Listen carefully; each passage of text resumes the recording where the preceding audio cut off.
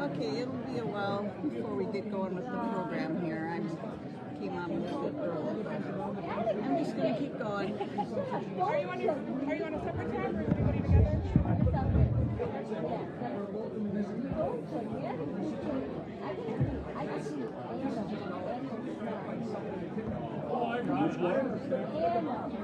believe the program should start about 7 o'clock, so if you tuned in early, you can come back at 7 to watch the Liberty Tea Party Patriots.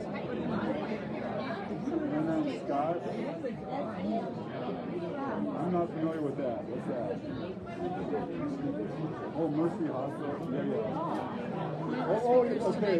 I thought you were talking about a show. Yes, Aquinos. Anna and Scott from Aquinos. Yeah, we said live on it. Yeah. I thought you were talking about like the Robin Path.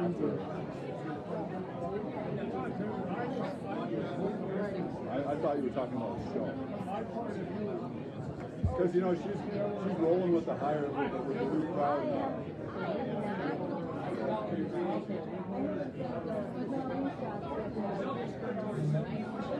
Oh, that's good. Well, I made a number of the people of interest slides.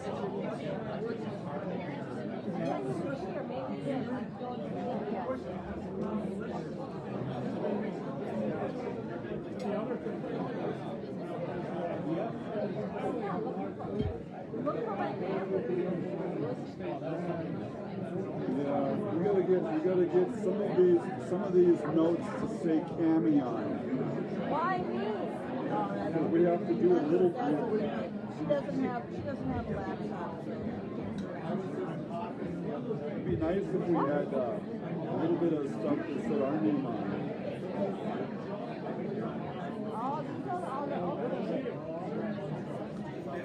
And I'm going to take screenshots of some of the stuff We got, this is the Tea Party meeting coming up. Aw, that's the day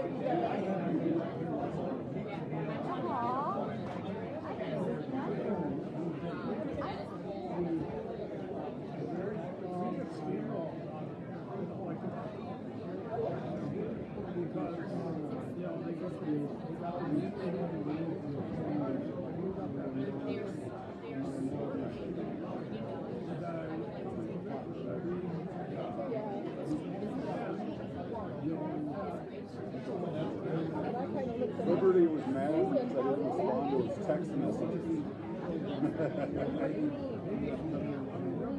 He sent me a bunch of messages. I didn't notice it.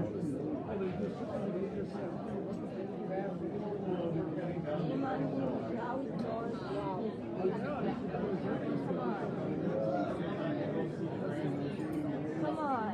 Where's Mary? Not in Houston now. Oh, thank you very much. Yeah, they asked us to. Specifically asked us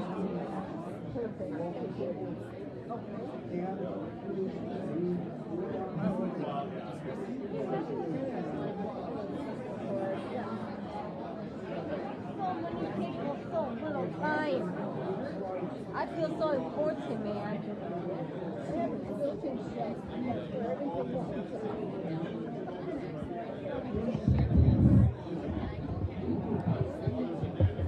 Okay, I'll just give you an idea of what we've got here in the room, just real quick. But the meeting won't be starting until actually 7 p.m. tonight. Yeah, pretty good turnout here tonight. So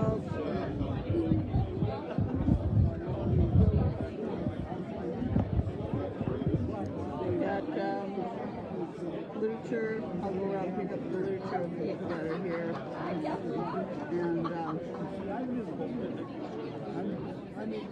try to share some of that stuff. Yep, anyway, if you want to come on out, the meeting doesn't start till 7 p.m. We're at Willie McCoys in Champlin, Minnesota. And Raul just showed up. There he is. He's got a hang of the Say hi. Oh, get a hug. You get a hug. Okay. Everybody gets a hug. Everybody gets a hug. All right. Busy day, been everywhere.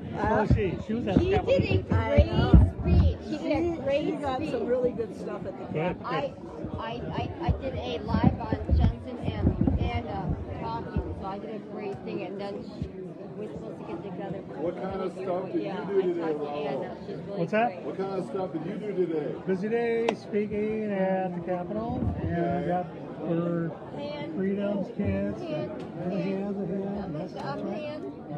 Cammy got some video of you. Well, good. Yes, Good. and I got some photos too. Gotta make noise, gotta keep everybody fighting, keep everything going. I love that the kids were there. I know, right? It was great. Teach them to fight. Yeah. I mean, the fight ain't over. You think it's done with us? No. No. Those in charge got a taste of blood. They're Yes. never going to let go of it. Yeah. Yeah. So now it's up to us to teach them when they grow up to keep fighting and teach their kids. Right? Yeah. Oh yeah. Connection here is All right. Long day. I know. problems with my connection.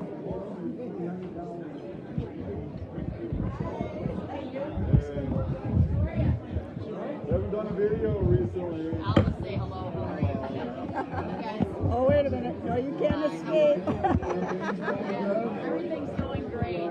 Everything's going great. Is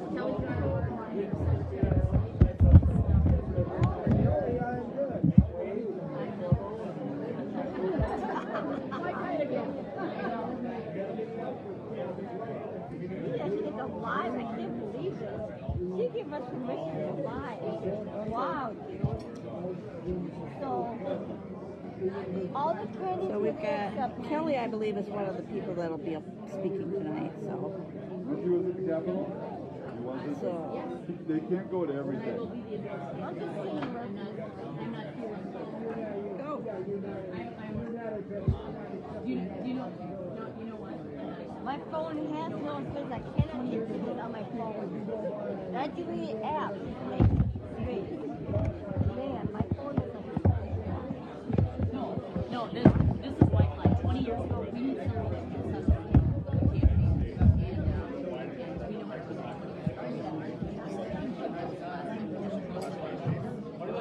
how to do it. We need good stuff.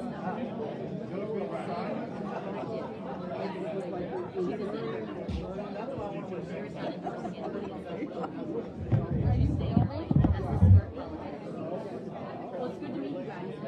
I didn't get much of you, just a little bit.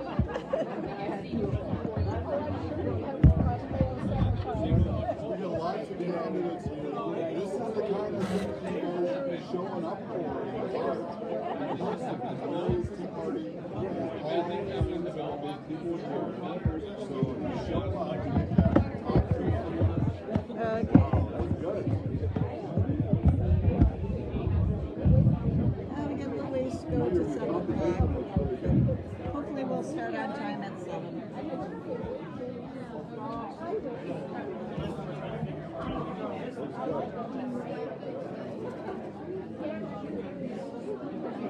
I like them. They're on the stairs. It was good.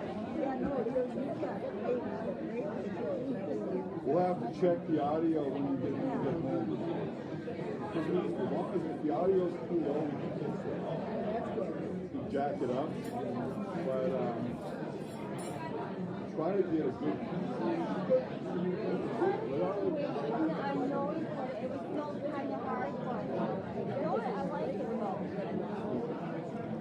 My mom, she takes pictures and stuff. My mom is, yeah.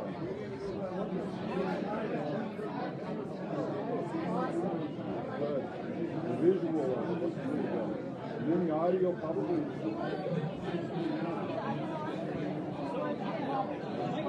There's awful stories. Horrible stories. You want to talk about Anna? Somebody can tell the story about Anna.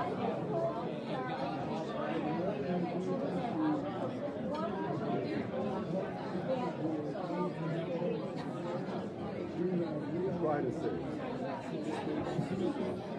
Yeah, we were fighting for him. You were out there trying to get the word out. That's right.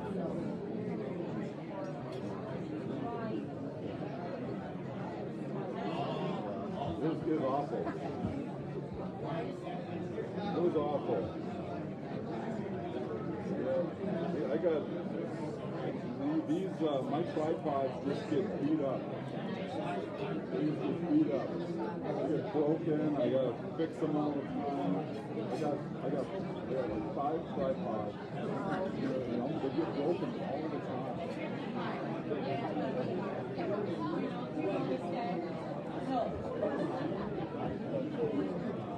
I think my life turned out really good at the Capitol. I think I was in a good spot. I loved it, you know.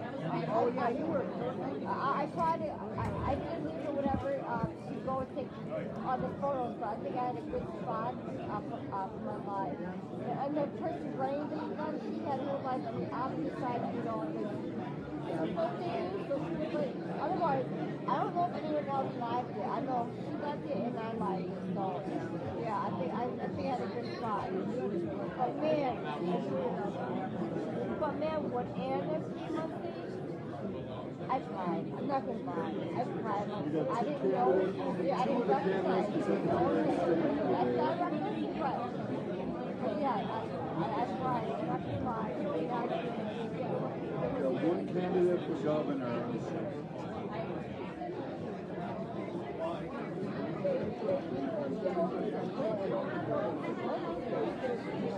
So who are we voting up for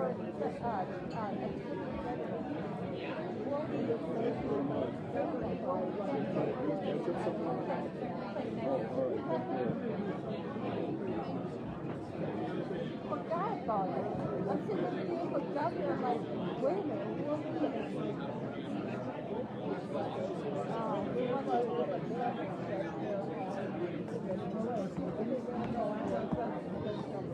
How about that guy named Guy for our governor? Heard of him? Guy for governor? Oh, I know him on my mass last name coffee.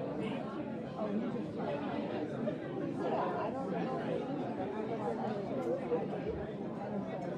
Was I neglected him? I got so important with I apologize.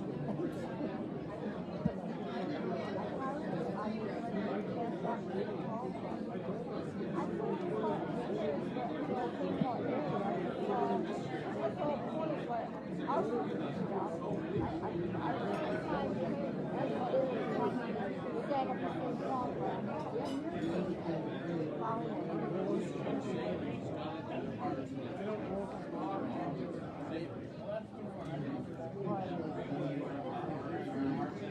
I had a great day there. Oh my God, I had a great day. I got the, because yeah, because I was thinking, ooh,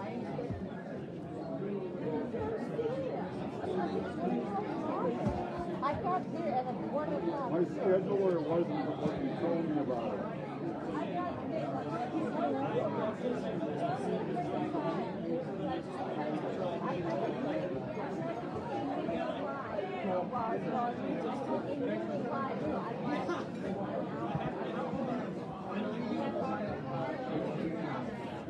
I was busy with stuff and I wasn't worried about it.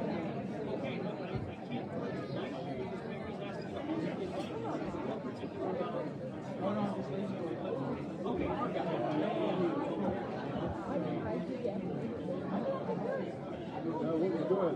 We'll watch it. Hopefully the audio is good. That's the biggest problem we have is audio.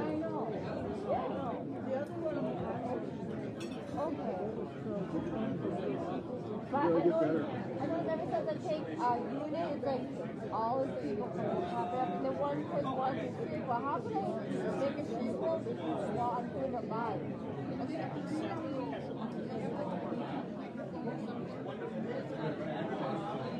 But how can I make a sequel when I'm live streaming? Oh, I can't. If you have a Bluetooth mic, when you spend time hooking them up and micing them up, and then telling them we're gonna record you now, they get really uncomfortable.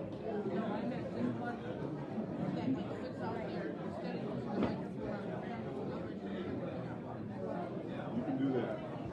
Yeah, they cost a bunch of money. But if you're running a video, just run a video. You get better. You get better. You get faster. That's part of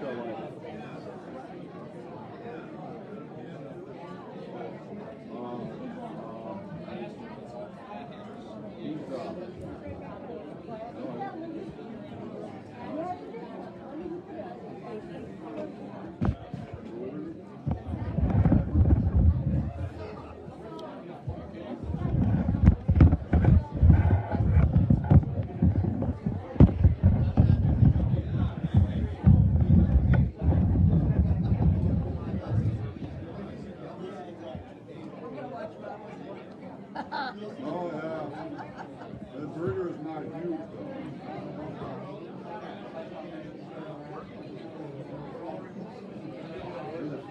Now we have to have a manners.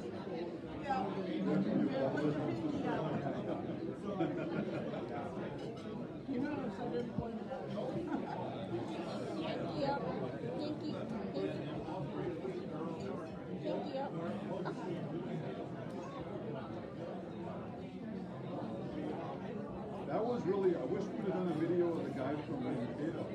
That guy from Mankato? You were there, right? The reporter from Mankato? Was it from Mankato? Capital. You were there, right? You were there. Oh, yeah. The camera guy.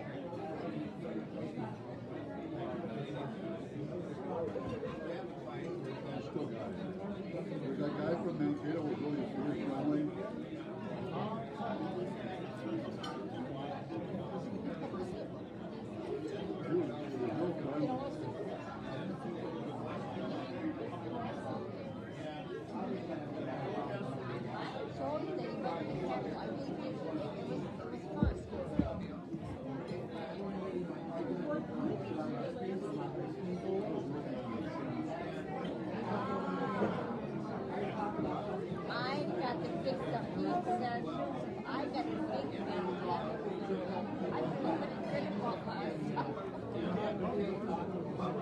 And I got a bonus. No, it was. I can't.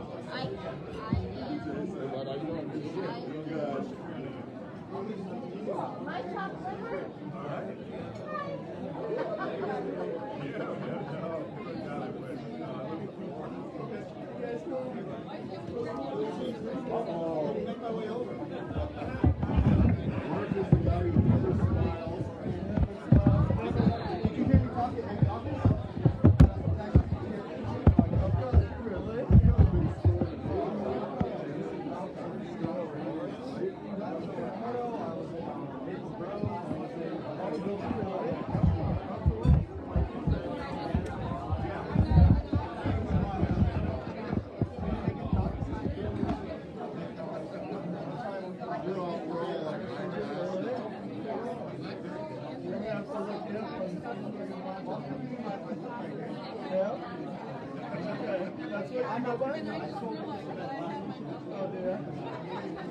I had makeup for 18 weeks in a row.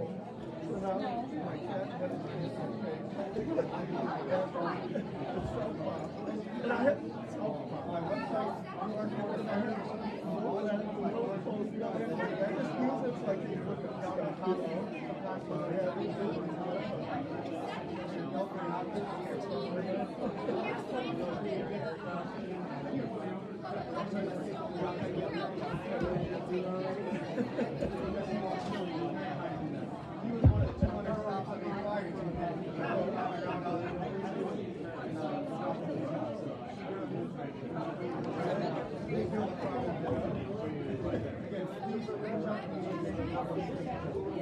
Well, good evening, everybody, and welcome to this month's meeting of the Liberty Tea Party Patriots. This is as loud as it gets, I'm afraid. The rest of it comes down to Audio not on. all of you Mic's not on. being quiet and reserved. Mic's not on. If they're signaling that it is on back there, unfortunately, the speakers for the microphone are on the other sides of that partition there, and therefore everybody in that half of the room hears me via the mic, and everybody in this half of the room hears me because I am a loud and obnoxious person. My name is Travis Ekbaum, and I am filling in for Mary Amlaw this week, for this month, for the Liberty Tea Party Patriots. I'm also going to be joined on stage. Travis, you can turn it up, or there might be another. Yes, well, I'll explain again. The microphone, this is as loud as the microphone gets. If they can turn me up back at the soundboard, they might be able to do that. Otherwise, Travis, I actually have a PA system in my car right now. can you set it up in less than 3 minutes? I have to set up in 5 minutes. If you think that'll work, let's give it a I know shot. it'll work. All right. While we indulge Frank's delusions of being able to improve our sound system. Not gonna be hard. My camera was Amen to that. I'll on. continue with the introduction of me and Mitch Berg, who will be up later this evening. Oh, there he is now. So welcome. I've said that 7 or 8 times now, but who here is new tonight? Can we get a quick show of hands of anybody? Wonderful. Always happy to see you. Let's get a hand of some applause for those new people. We're always happy to see new people. It's a great group that we meet here every month, and we hope to see you again. I know many of us are regulars. Let's get a quick shout out of where people are from. Just go ahead and shout out your Senate district, or if you don't know that, your Congressional district. 44, 45, 35A, okay. 46. 46, there you go, that's the spirit. I don't know what my All favorite right. is. I don't know. So people here are representing a wide geography. I'll give you a little bit of background here if you aren't new. The Liberty Tea Party Patriots is the first and longest running Tea Party group in the state of Minnesota. This group formed in March of 2009, the first of 59 groups to form by 2011 all throughout the state. We are here to educate, motivate, and activate as part of the Tea Party movement to stand against out-of-control government of unconstitutional spending and taxation. We are that deserves applause. We are an affiliate of the National Tea Party Patriots organization, a trademark name. The organization defined who we are and what we do to reclaim our country that our founders envisioned. Its mission statement is to secure public policy in line with Tea Party Patriots' 3 core principles. 1, limited constitutional government, so we have personal freedom. 2, free market economics, so we have economic freedom and prosperity. And 3, financial responsibility, so we have a debt-free future. These principles are our guide for who and what to vote for, and a guide for our policymakers at all levels to secure liberty-based policy. They are founding principles so everyone is able to pursue the American dream and one's own prosperity and happiness. So that's a little bit of background on the organization. I will now move on to some of the thank yous. A big thank you to Steve, the general manager of Willie McCoys. Without him, we wouldn't have a place to be doing this. Great place. Also a big thank you to Kim, the banquet manager, and our servers.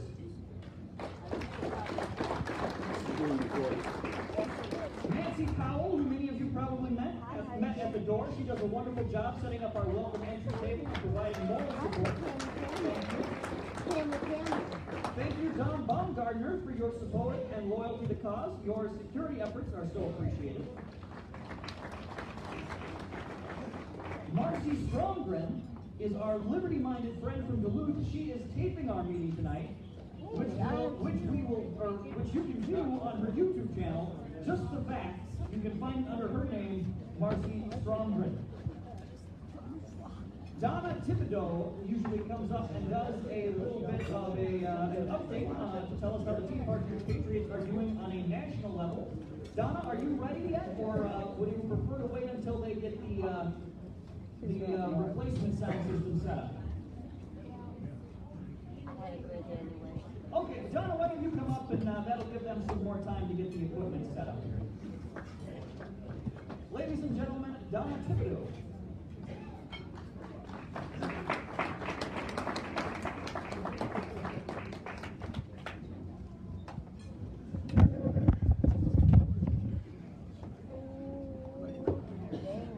Here you go, Donna. Oh, yeah. Look it on your way. Oh, look at that speaker. Too bad with that camera. I'm just saying. Check that speaker out. Okay. Oh, she can call.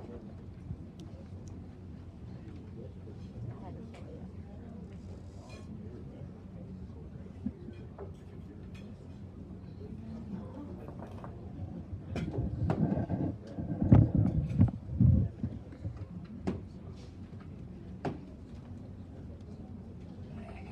Donna, I go like this.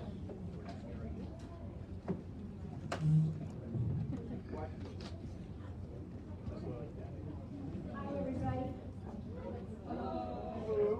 This is the Liberty Tea Party Patriots update. First of all, I want to start out with a disclaimer. A couple people have approached me, and I was flabbergasted, asking me to endorse or caucus for them. And I said no, because, and especially at this meeting, I want the candidates to have full range to say what they want and convince you that they should be voted in. So I'm neutral on that. My job is to educate, advocate for, and motivate you to do something. First, I'm going to talk about education. On each of Check, check. there is about 5. Would you like to be louder? Frank is doing it. Can you hear me? Oh, it's better. It's better, yeah. Marco, Is it Polo. good in the back? Polo. Okay, can you Good hear for me? us Can you here. hear her back there? Marco, Polo. Marco, Polo. Yeah, because the speakers are there. Here. Okay. I can hear you. Okay, good. On each table, there is a white Two mics? handout that I have an abbreviated outline of what I'm speaking about today, plus I've got photocopies of different articles there that one of them absolutely blew me away. That article got my head spinning. It's called 2022 Midterms, Republicans Losing Redistricting Battle to Aggressive Democrats. And it says that Republicans hold 187 districts while Democrats only hold 75, but in multiple red states, Republicans have not drawn Republican favoring district maps. In blue states, Democrats have been very aggressive. The article goes on to say the Democrats' aggressive actions and the Republicans' weak efforts threaten the GOP's ability to win enough U.S. House seats to overcome its deficit of 5. What? What happened to one person, one vote? That really got my attention, and I have been really I don't understand it. And so I started calling people, and I was amazed at how many people don't understand redistricting either. But anyway, the importance of redistricting every 10 years is that the district, it goes by the number of people in a district, and if that number increases, they get more people to vote. If they get less, then they have to gerrymander the lines. The problem is that if they're supposed to be fair, each representative in the state of Minnesota is supposed to represent about 47,000 people, I've been told. But what the Dems do, and they're absolutely excellent at it, is if they have a blue district and a purple one next to it, what they will do is they will have some of their blue go into the purple so that hopefully the next vote around it will be all blue, and the blue person would win. And we apparently are very poor at doing that. But can you imagine having 2 billion Omars in the state? Yeah. Anyway, that's what it ultimately does. It determines how many Republicans we'll have in the state and federal legislature. So, knowing that, what do? You know? Now the action part, and it's very short. On January 25, Tea Party Patriots declared it was National Poll Workers Recruitment Day. And I got an email like that. I don't know how official that is, but I got it. Anyway, the Tea Party Patriots is doing a number of things, and they're encouraging us to do the same. Starting with January, they started what's called an election integrity tour. And they're going into several states. And the tour is actually training. And right now, they're concentrating on Wisconsin, Michigan, Pennsylvania, Nevada, Arizona, and North Carolina. In the next few months, the Tea Party Patriots Foundation has enough money to go to several other states, but Minnesota was not mentioned. So if you got any extra money, if you could donate it, that would be great. The next part of this, and it's very short, is contact the Republican Party of Minnesota and I'll show you a picture, to sign up to do some, we have a dire need for election judges. We have about 3,000 Republicans doing it and 10,000 Democrats.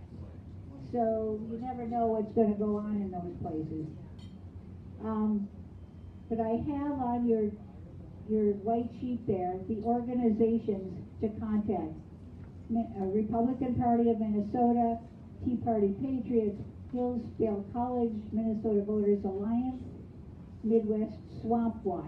And somebody came around and was talking about Weibel talking somewhere. If you ever get a chance to hear him, go hear him, because he has facts and figures. Now, I want to show you something.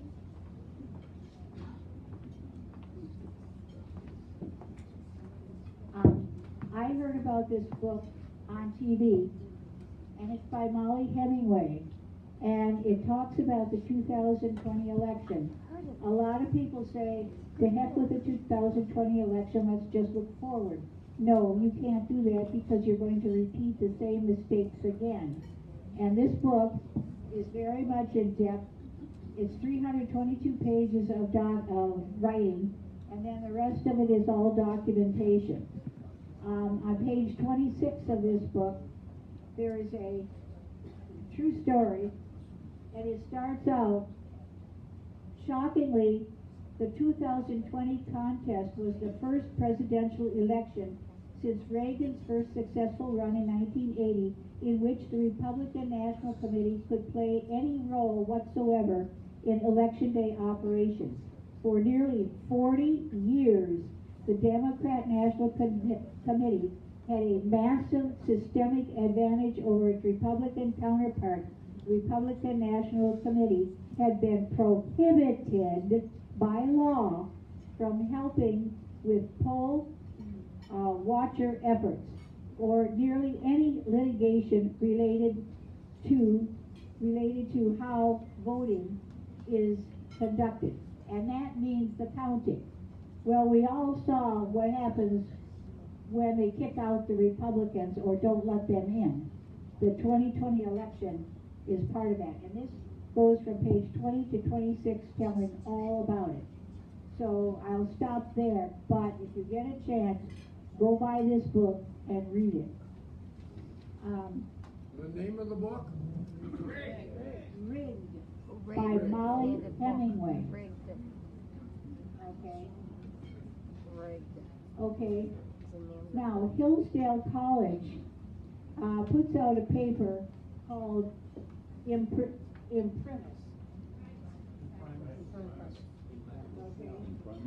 This is what the Minnesota GOP front page looks like when you go on your computer. This is what the Tea Party Patriots website looks like. And the number one thing on there is the Election Integrity Project. Everything revolves around the next election. Imprimis puts out a magazine every month that I get. It's free, by the way. It comes out of Hillsdale College. Yeah, thank you. And I've got the citations in the handout there of where to go to get it. There's a number of articles. One is the January 6th insurrection hoax. And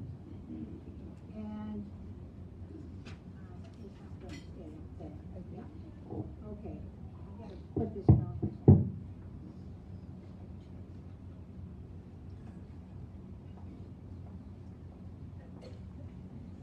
Okay.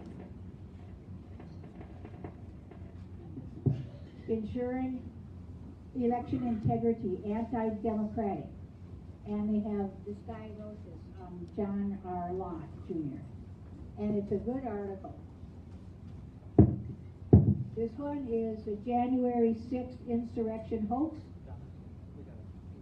Okay. And then this one is the way out, and this one is Molly Hemingway's article. Okay. So, the bottom line of all of this is educate yourself so you know what you're doing, advocate for what you believe, and action. Take action. Sign up for something. The Republican website has a whole list, and I got it in your handout, of what you could possibly volunteer for. If you don't want to be an election judge, then sign up to do something with counting the votes. Okay, and there's a whole bunch of different titles for it. But now I'm getting kicked off the stage, so. Thank you very much, Donna.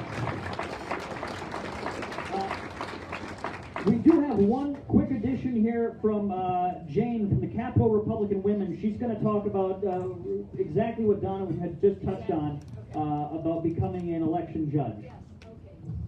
Good evening, Patriots. Just very quickly, we just heard that we need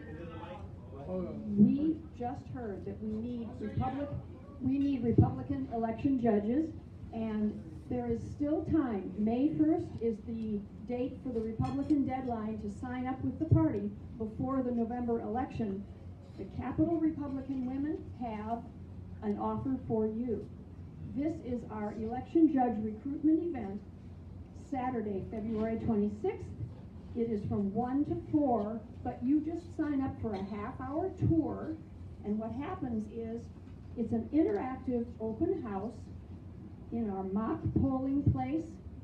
Our experienced election judges will guide you through and walk you through and show you what it is to be an election judge from the other side of the table. At the end, we will have light refreshments, and we will have people to help you sign up if you would like that. This is for the curious but cautious. It is a great learning experience. So I will excuse me, pass out our flyers, and there is a contact right under the little voting box. Contact either text, email, or call, and you will get a link to sign up, and it's a free event. So thank you very much. Thank you very much, Jane, and thanks for the work that you're doing here. One more quick addition here. John Augustine is going to speak about the John Adams Debate Society. Thank you, Travis. So you guys got to hear me at length last month, some of you did, on the Legislative Evaluation Assembly. Just a quick reminder about our annual awards banquet, which is February 22nd at Jimmy's Event Center in Vadnais Heights. We'll be honoring Representatives Drazkowski, Green, Grossel, Lucero, Mecklin, Mortensen, and Munson. And our keynote speaker is former City Councilman Jeff Johnson. We're talking about refugee resettlement in the law. We've probably seen lots of coverage about midnight flights all over the country of refugees, illegal and otherwise, without much local group knowledge, of community knowledge. And the larger issue of how the legislature is a pervasive emphasis on ethnicity and race throughout the process is destroying the process of assimilation and harming community stability. So that's kind of the theme of the banquet on February 22nd. Advanced registration is open through February 10th. I'm staying here throughout the evening, so if you want to sign up tonight, just contact me and I can get you the information. Again, on the John Adams Society, the other organization I'm prominently involved in, current chairman, we picked our debate topic for the month of February 16th. We're in exile. We're not in the central cities right now because of the vaccine passports.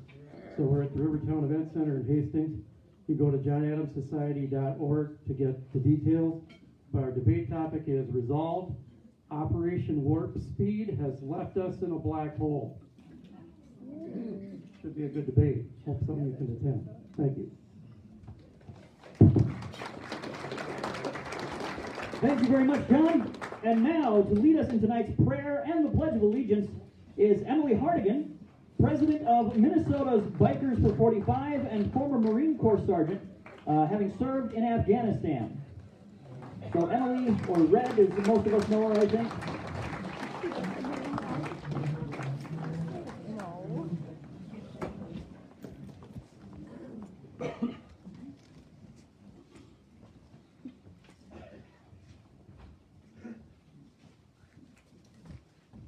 I pledge allegiance to the flag of the United States of America and to the republic for which it stands, one nation, under God, indivisible, with liberty and justice for all.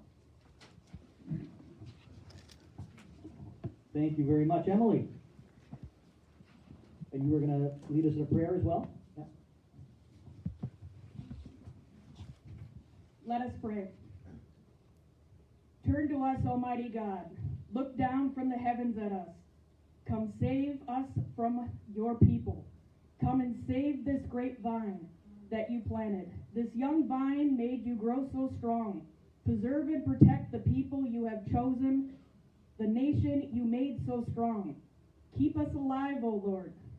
I ask you to watch over the candidates speaking tonight and all the candidates that are running in this race. Give them the wisdom, courage, strength, and integrity they need so we can make Minnesota safe, prosperous, and great again. Show us your mercy, O Lord, and we will be saved. Amen. Amen. And now to really kick things off tonight, we're going to have Mitch Berg, the dynamite personality from St. Paul, come up here and deliver some commentary on the current political atmosphere. All right. You are expendable. Okay, first things first. Can you all back there hear me at all? Sir, can you all over here hear me at all? Would it be better if I used my command voice? Thank God. All right. So I've got a couple announcements. For starters, I live in CD4, as Travis mentioned, which means I'm represented by Betty McCollum. So anybody here from the 3rd Congressional District? 3rd here? You got two potential candidates here. We got Mark Blaxell in the House. Mark Blaxell, right over there. And on the other hand, we've got Adam Schwartzy here. Adam in the House, where are you at? You, in the 3rd Congressional District, actually have a legitimate choice. Think about that, and what's at stake when you go to the polls here, to the conventions here in a bit, to choose an actual representative to replace Rotgut Dean, okay? Because Phillips vodka is, well, you know the drill. Okay, so I'm sorry, I'm a little off my game tonight because Rebecca Brannon's in the room. and I'm afraid there's going to be a shootout breaking out or something around here. So just everybody stay on edge here. Mary told me to talk for 15 minutes, and I'm not going to talk for 15 minutes. That's too much time. We get towards 10 minutes, just somebody bring me a bourbon diet. I'll take that as my cue here. But I'm here to talk about opportunities. And I bring that up because I just saw an opportunity. I've been seeing them all over the place. I live in St. Paul, by the way, I mentioned that. And I joke whenever I come out to places like Champlin, Dayton, Anoka, it's kind of fun to smell that smell of prosperity and competence compared with where I live, in the city of Melvin Carter, where you still got to show a little card. You may have 102-degree fever and be hacking your brains up, maybe a little bacterial meningitis on top of it all, but by God, you've got the little card saying you got the Moderna vaccine last July, so you're totally kosher. That's where I live. And yet, over this past year, really almost 2 years now, I've had what I would have considered unthinkable a few years ago popping up more and more. People in my social circle who you'd probably call DFLers, not completely crazy, but DFLers, because I live in St. Paul, and that's kind of, DFLers are to St. Paul what water are to fish, right? That's the way it is. And I've had more and more of them coming up to me and saying, I could be persuaded. I could be persuaded. And the thing that got me to think this is something to really pursue is over the weekend I got a call from my daughter, one of my two children, one of the two lights of my life and the most important things in my world. And she called me up and she said, Dad, I'm not going to say what she said, language I used to punish her for saying when she was a child, boosted my catalytic converter. Now, she has been her little bit of rebellion. She's been a little left of center for the last, 5-6 years or so. I did the best I could, but you can't control your kids, everything about your kids, and she's doing her little left of center thing. And yet, she came to me saying, I kind of want to sit out front with a baseball bat waiting for the next one here. And I'm thinking, that's my girl. But it's not just my daughter. I've heard more and more people like this. Friends of mine from North Minneapolis, friends of mine from the Midway, friends of mine from Highland Park, who are saying, all these years of being mindless, unthinking votes for the DFL hasn't done us a whole lot of good. In fact, look at life around us here. A third of the restaurants and public accommodations in St. Paul and Minneapolis have tanked in the last couple of years here, just about, I guess, 25 to 30%. Downtown Minneapolis was having trouble even before the pandemic, and now it's like Escape from New York. I've been down there, you survive, you go in, you come out, but the risks are there. And this is not something that people who grew up in the fat and happy DFL that we all grew up around are used to. This is not Walter Mondale's DFL. This is not Hubert Humphrey's DFL. This is a DFL where Jacob Fry is the sane one. Think about that. He beat out Ray Dane, who makes Lisa Bender look fairly normal. And that was a close battle. And by the way, if he hadn't had two people splitting the vote in ranked choice voting this past election here, he'd be an ex-mayor. You'd get a mayor who was, or perhaps co-mayors, who are even crazier. And that's even sinking in with some of the people, perhaps that you and I know, who live in the city, who are invested in the city, who have invested in the DFL, and yet are thinking, maybe everything I know is wrong. Kind of like my daughter has been doing this last couple months. Makes me happy. And so, I want to say, there's some opportunity here. And I say this with all due respect to places like Champlin, Grant County, Benton County, places that have been voting solidly Republican for as long as I've been in Minnesota. You're not mining any more of them out there. There's people to be had, there's votes to be had in the city proper. And maybe not all of them. Maybe you're going to have to fight for every doggone one of them, but every one of them is someone out there who's waiting for someone from the Republican Party to come in and say, you know what, we do have a better way. And I have to think, sitting out here in Champlin, you got to figure, We all do have a better way, am I right? I was hoping for an hallelujah, but that'll do. In St. Paul, I'd have gotten an hallelujah, at any rate.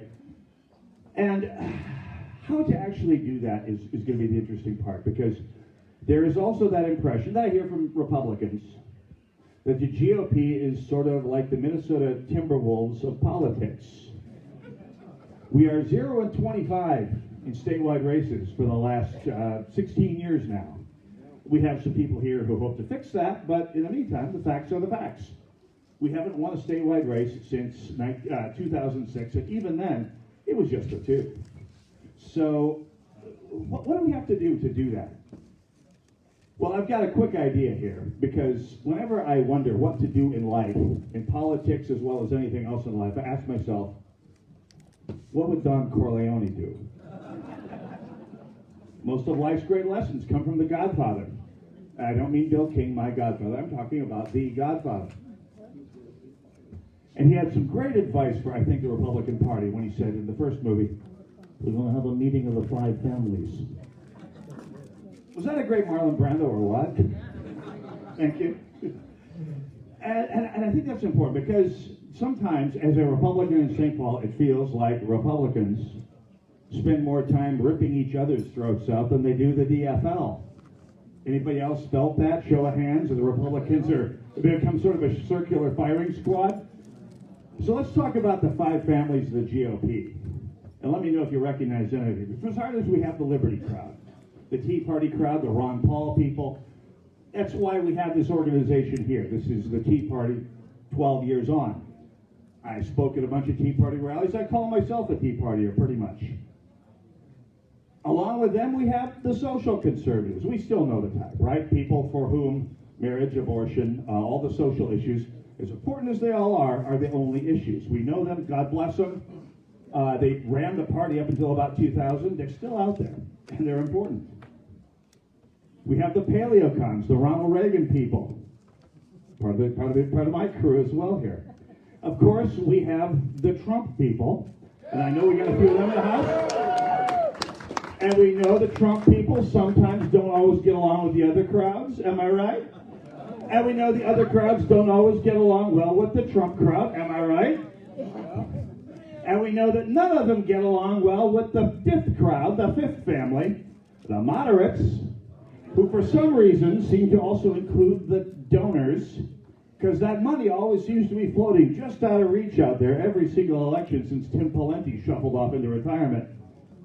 I'm going to suggest this. I don't know how to make this happen. I don't know who to talk to make this happen. But I'm going to suggest, as Don Corleone said in his inimitable way, it's time for a meeting of the 5 families.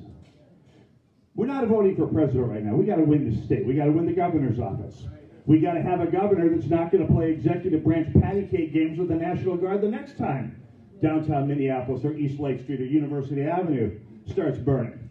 We need to have a lieutenant governor who's not going to let her friends have room to destroy on their whim when they don't like a statue in front of the Capitol. And by the way, I'm more than a little inclined to go out and pull down the statue of Floyd Olson just to see if we get the same treatment. Am I right? We need to have a Secretary of State who's not going to defy multiple court orders about the transparency of our elections. We need to have an Attorney General. Oh, do I even need to finish the sentence? We need to have an Attorney General who's working for us, not George Soros. Can I get an hallelujah? Dang, that felt good.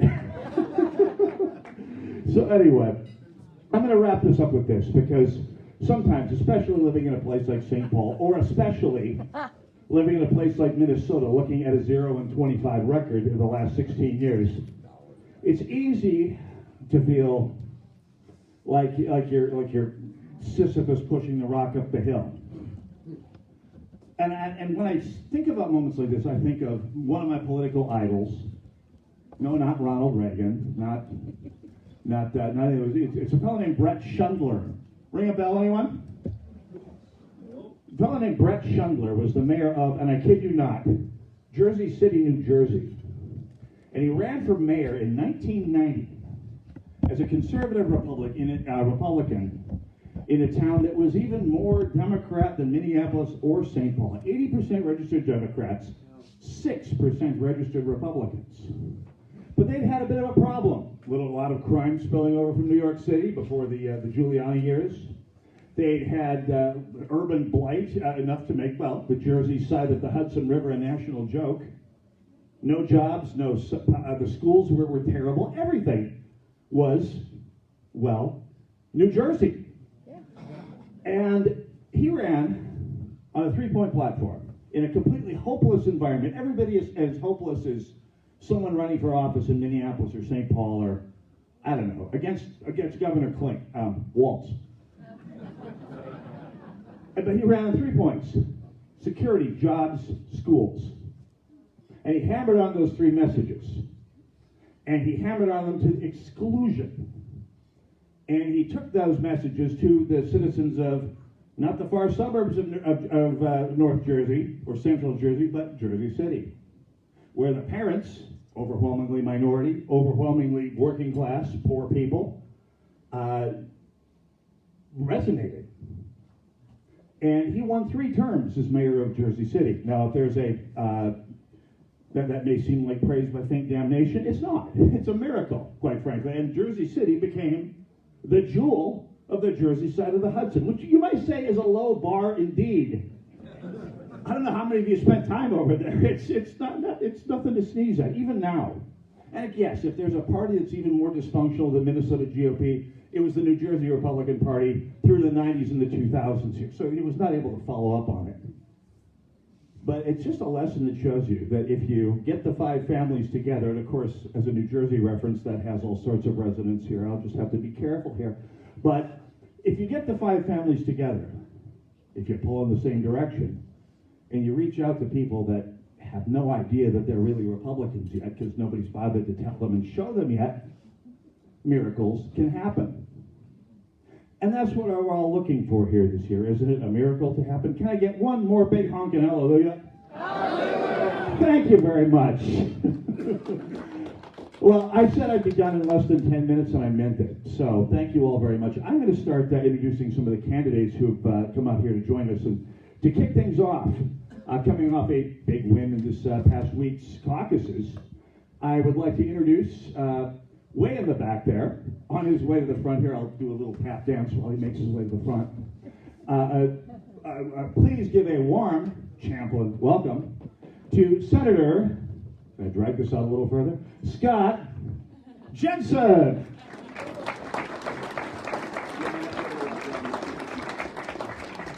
Thank you so much, Mitch. Thank you, and thank you folks for being here. How many people here went to their precinct caucus a couple nights ago? Give yourself a round of applause. You are on the verge of making history. You are on the verge of making history. My wife and I have talked about what should a campaign look like. And we believe firmly that a campaign should be a transparent opportunity for a relationship to be built between constituents and the candidate. So tonight, as always, I'm going to be transparent and we're going to talk. But you folks, in many ways, are a little bit of a forging force for a lot of candidates. Nobody sees you as a bunch of milquetoast people who just go along and get along. You ask hard questions, you push, you want to know what's going on, and you want your candidates to know that they've got to be ready to answer whatever you want to talk about. And you're right. So tonight we can talk about a lot of things, but we're going to really try to just get right into it. Start out with, why am I in front of you? I never had running for governor on my bucket list. I would rather jump out of an airplane and see if the parachute opens. But life doesn't always ask you if you get to do what you want to do. Esther 4:14 says, have you considered you're in the position you're in for such a time as this? I think you're here with a lot of energy and a lot of engagement, just as my wife and I are here with a lot of energy and engagement, because it is for such a time as this. We have an opportunity that, by damn George, we cannot squander it. We must win. Please, let's work together. Mary, would you stand up? My wife, my better half. When I was in the seminary, before medicine, after dental school, I didn't like teeth. And I ended up thinking that the seminary might not work either because I was pretty blunt. But anyway, I was dating this really hot chick. And I decided in the seminary two big things. One is I was going to ask her to marry me.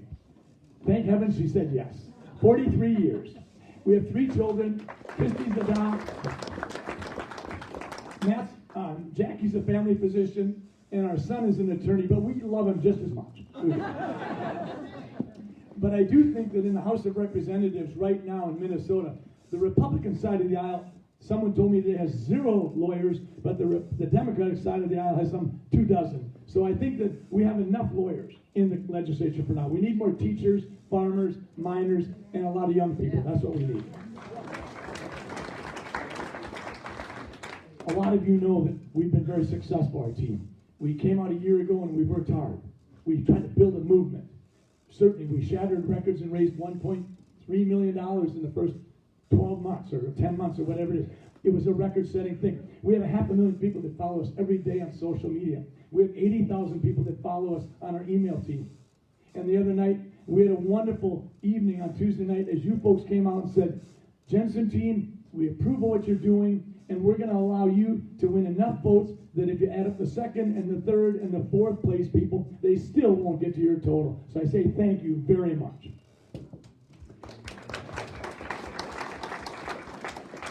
But now it's the next stage. You want to know, okay, Jensen, you for real? Tell us what you stand for. And that's what we're going to talk about tonight. First, never again should we live through a period of time where science is sacrificed at the altar of political science.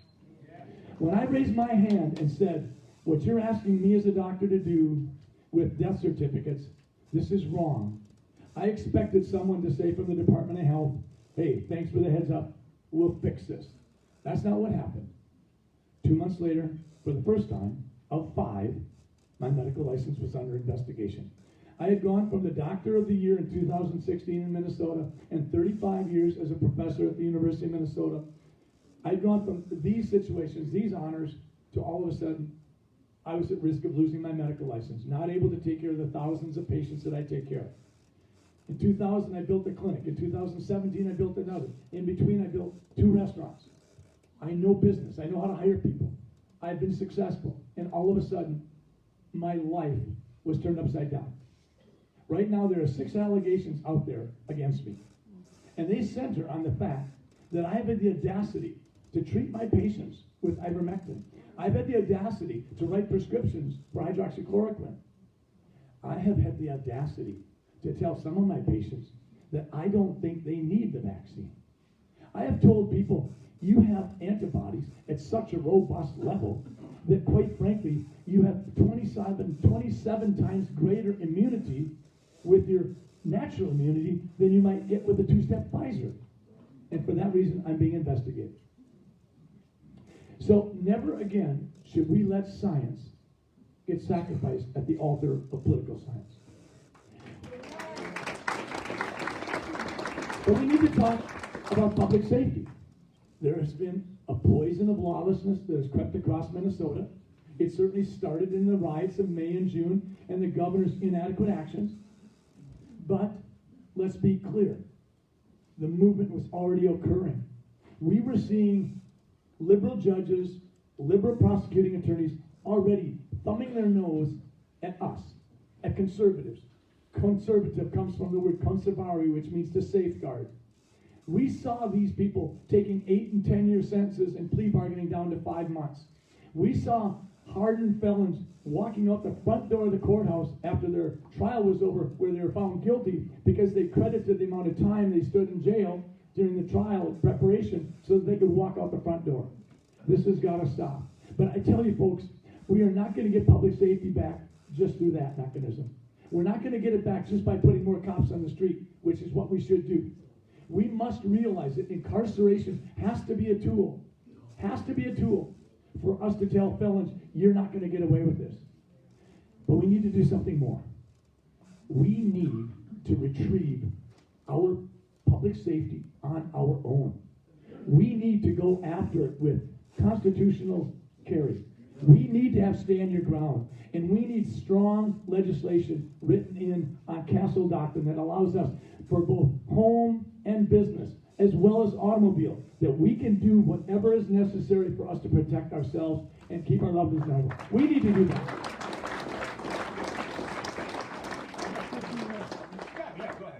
I saw Mitch stand up and I got nervous. Okay. But I want to clear up something. There's a fellow in this room that I'd like to call out. Rob Dorr, where are you? Rob Dorr's in the back with his hand up. When I was in the Senate in 2018, I went through a transformational event. I was a newbie. I had never done this before. And the Parkland shooting occurred almost 4 years ago today. It's Valentine's Day soon. 17 people were massacred. Thousands of parents came to the Capitol. I wanted to lead on the discussion. How do we harden the targets? How do we protect our children? What do we do with these shootings that were occurring with incredible frequency? I made a mistake. I went to the leadership of the Senate and said, these folks want to have a serious conversation. What I should have done, I should have gone to the Minnesota gun owners and said, help me. I want to lead on this conversation. But I didn't. And that's on me. I was baptized into the world of what does it look like to have a serious, in-depth discussion about Second Amendment rights. Prior to that, I was just a guy with 12 guns at home, a medium shot at pheasants. Most of the time the pheasants seemed to fly away out of the field unharmed. But at that time in my life, in 2018, I had the chance to learn tongue. And Rob Dorr stayed with me. We had conversations. I had allowed my name to be put on a proposal because I thought it would be an initiating event in a discussion. It was a mistake. There was no effort on the part of the author of the bill to make it a bill that the NRA or the Minnesota gun owners could approve. After 5 weeks, I went to the author and I told him, I'm taking my name off this bill. You deceived me. You said you wanted to get something done. My biggest concern at that time was the fact that because my brother, after he had been involuntarily committed to a mental health hospital with schizophrenia, when he got out, he'd been able to purchase a gun without too much difficulty. And that bothered me, because by definition, he should have been prohibited. But he was able to do that, and he brought the gun to a family gathering, and I don't need to go into detail. I'm just glad nobody got hurt. But in 2018, we had a Republican House, we had a Republican Senate, we had a Republican Lieutenant Governor, and we had a weak Democratic governor with Governor Dayton fighting with his own party as well as his own health. We had the opportunity at that time to start pushing forward on stand your ground, on constitutional carry. We never had a conversation, not one. In the 4 years I was in the Senate, we never once had the opportunity to vote, to push our gun rights forward. And we still don't have stand your ground. We still don't have constitutional carry. Constitutional carry does require a conversation. Does it start at 16? Does it start at 18? Does it start because you turned 18? Or should there be a 2 or 3 hour session the first time around so you understand the responsibility of what it is to carry? I want people carrying because when they do, there's safety for all of us. But the bottom line is some states say when you turn 18, you've got constitutional carry. Many of the experts in 2A rights in Minnesota tell me they think that it's not a bad idea to have a 2 or 3 hour educational session the first time around, so you know if you've had a beer, can that gun be in your car, or does it need to be in your truck? If you've got an SUV, where does it need to be? Does it need to be unloaded? We need to have these conversations. But I tell you in all earnestness, I was baptized, and I learned, and I pledge to you that in the first 100 days, nothing would give me greater pleasure than signing a constitutional carry, a stand your ground bill, and Castle Doctrine. And that's what I'll do for you.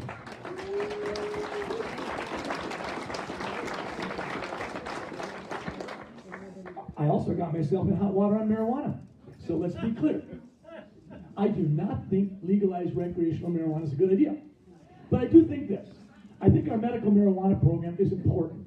I have many patients that with chemotherapy, they can tolerate their chemotherapy much better with a small amount of THC in terms of the vomiting and the retching that occurs. I think that people that get caught with a trivial amount of marijuana, like a joint in their pocket at the age of 19, we can decriminalize that and not make that something where incarceration or a felony needs to occur.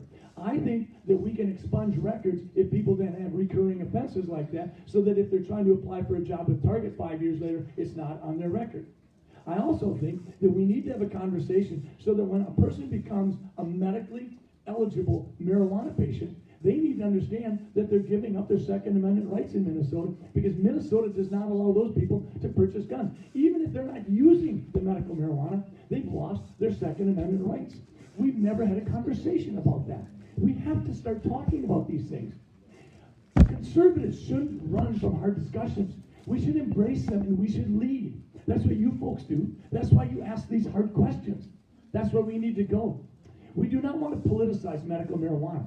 But for patients with PTSD, for cancer, for chemotherapy, there are many reasons why medical marijuana program is a good thing. But in Minnesota, they pay 5 times what you pay in Colorado. So we need to talk about that too. But do I support legalized recreational marijuana? Heavens to Betsy, no. Why would we want to lead on that? We don't understand it. We don't have any ability to test on drivers. Are they capable of operating a machine or not? We don't want to go there. We can learn and watch others. There's plenty of states doing it. Next issue, the students. We've got to stop funding broken institutions. Kids need choices. You wouldn't go to a restaurant that only has 2 things on its menu, chicken and a hamburger, too many times, would you? Well, that's what we're doing to kids. We've got to allow parents to choose and send their kids where they want to go. We need to blow up the educational system, not because teachers are bad, but because the teachers' union has lost control. This country does not have compulsory education so that we can indoctrinate people. This country has compulsory education because we're selfish. We think an educated citizenry will be a stronger citizenry. We want a foundational education that involves reading and writing and arithmetic and history. And for damn sake, you don't get to change the names of the buildings and the lakes and tear down the statues just because you don't want them there. Too bad for you.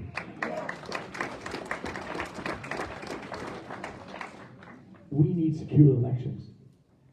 And you know that Governor Walz is going to do nothing to help us. Steve Simon has been a poison to our elections. What do we got to do this time around? We certainly have to have an equal balance of election judges. We've got to have poll watchers. But in advance, we need to canvass districts that are highly likely to cheat. We need to know how many voters can come out of those districts. And if by 11 o'clock in the morning they've exceeded the amount of voters that are in that district, we've got to be able to stop them and go to a judge. We've got to be prepared like never before, because we cannot afford to have this election stolen. We have got to go in 2022 and win. Got to. So I just want to be clear. If we find a teacher teaching critical race theory, they're gone. It's got to be. So now let's get to the heart of the matter. 25 times in a row, we've lost statewide elections. And the reason is because we have not been able to generate the movement that's necessary. Be clear on this. Republicans don't elect Republican governors. It's Republicans and independents. It's the only way we can get over that 47-48% threshold that we need to get over. We need to attract voters that we haven't been attracting before. And those voters are, for the most part, we need to do better with women, because the Republican Party hasn't always respected women in terms of what they wanted to talk about. And we're going to do a better job, I promise you, women, because you matter more than people realize. Second, we need to go to minorities and we need to ask them, what really matters to you? And you know what they'll say? Because I've been all over the Twin Cities. They'll say 5 things really matter to them: faith, family, freedom, less government, and protect the unborn. And that's what we're going to do. And we need to do a way better job of going to millennials and Gen Zs and extending a heartfelt invitation. We need you at our table. We do not need to demean you or tell you that you're not as smart as us because you didn't learn the 50 capitals of the 50 states by 4th grade. You have a different way of learning. I'll tell you, if these computers go down or my phone goes down, the last thing I'm going to do is look for an old white guy. I'm going to a kid. They'll fix it in a fast hurry. We need to invite them. There's no reason why we don't have 25-year-old legislators and 35-year-old commissioners. Honestly, folks, We need to lean into that group of millennials and Gen Z. Millennials are 25 to 40 right now. This is their time. We should be encouraging them to step up and help and honor them. That's what we need to do. So here we are. We've got to win this time. We have got to win. If we can get the House and the Senate, when I am governor, I pledge to you, in the first 100 days, you will see a half a dozen things done. And this will be done before budget, because we have got to stop this ridiculous budgeting process that allows us to ignore the important policy that needs to happen. We need 6 big policy decisions done. We need, as I said before, stand your ground, constitutional carry, Castle Doctrine, 3 done right there. But we need number 4, we need to write emergency powers so never again do we have an emperor conducting his rule over his subjects. I carried the bill the first time, the last day of the regular session. And at that time, the leadership of the Senate said, no, we're not going to let you try to strip away the power of Governor Walz. I said, why? It's not an emergency. Absolutely, we should strip it away. They said, no, maybe later. And then a month later, they did. And then they did, and they did, and they did, and then they didn't. And I said, why aren't we this time in November? It's not right time. We didn't play politics. We should not be playing politics. Every time we had a special session, we should have been stripping away his power. That's what we'll do for, is we will rewrite the emergency powers. And the 5th thing we're going to do is we will get student choice. And the 6th thing we're going to do is we are going to match up with 46 out of 47 countries in Europe, and we are going to have photo ID if you're going to vote. And we're going to make it easy to vote and hard to cheat. If you get caught cheating, you're going to jail because you're going to think twice about doing it twice. We have got to stop thinking that the best thing is to have the ballot box stuffed with ballots. What that ballot box should be filled with is eligible votes from citizens, each one getting 1 vote, and nobody having their vote nullified by someone who should not be voting. That's what we're going to do. He said I've only got 10 more minutes, so I'm going to have to wrap it up pretty soon. But the other night, we had an incredible evening. My wife and I are all in. We have got to create a movement, and we can do it. We can do it because we're going to need money. We're going to need daring. We're going to have to take a page out of President Trump's playbook. You remember what he did as a leader? He didn't give you gridlock and omnibus bills and late-night dealings. He was right out front. He spoke truth to power. He was unflinching. He didn't back down. He did not get caught in groupthink. He spoke for every American. He was transparent. And you know what? He was daring. And we enjoyed his daring. In 2020, too many people thought, I'm not going to vote for a leader, I'm going to vote for a warm fuzzy. Well, how did that work out for America? So this time around, folks, it gives me great pleasure to be here with you tonight. We had a great night Tuesday night. We're going to go all the way, and we're going to do this together. Thank you for letting me be a speaker tonight.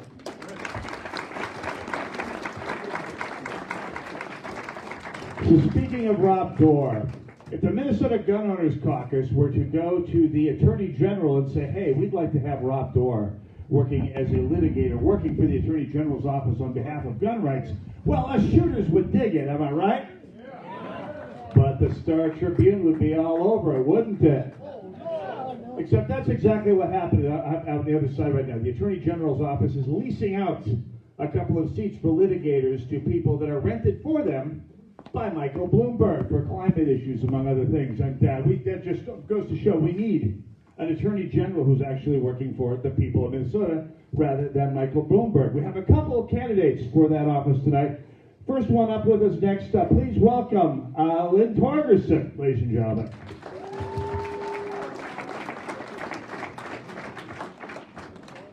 It's a long walk up to the front here.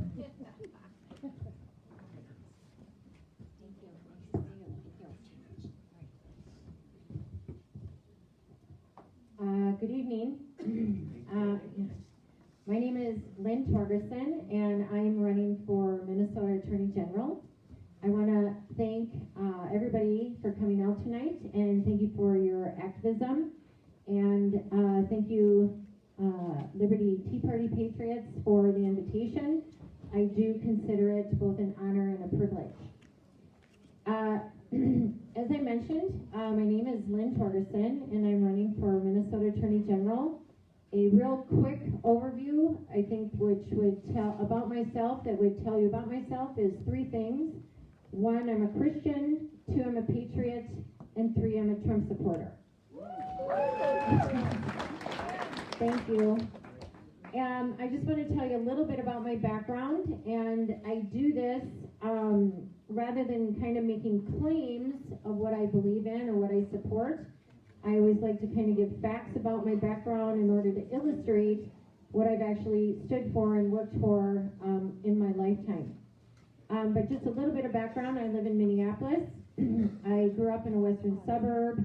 I attended the University of Minnesota and got degrees in political science and psychology.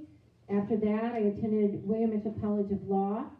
And then about 25 years ago, I founded my own successful practice downtown Minneapolis, which I have into this day. There, more recently, I've primarily been doing Second Amendment gun rights work. I also do expungements and historically did criminal defense work. And for the Second Amendment enthusiasts, are there any Second Amendment supporters here tonight? I've litigated and won gun rights cases in 36 different counties throughout the state of Minnesota, as well as at the Minnesota Court of Appeals. And for the Israel enthusiast, I was Minneapolis City Director for Christians United for Israel for 5 years. So that's, thank you. It's a little bit about my background. I want to let you know, firstly, a lot of people don't talk about this. I'm running to remove Keith Ellison from government. Thank you. Who has, and I always need to, I think we need to educate people on this, who has ties to CARE, which is the Council on American Islamic Relations, which was a named, unindicted co-conspirator to funding terrorism in the Holy Land Foundation trial. Yes, and this is established. There's a video on YouTube of Keith Ellison at a CARE banquet where I believe he was like a keynote speaker raising money for CARE. So since about 2009, I've led the cause of trying to expose the ties of Keith Ellison and CARE and their ties to radical Islam. I'd also mention quite early in March of 2015, I began rallying people to support President Trump to get elected.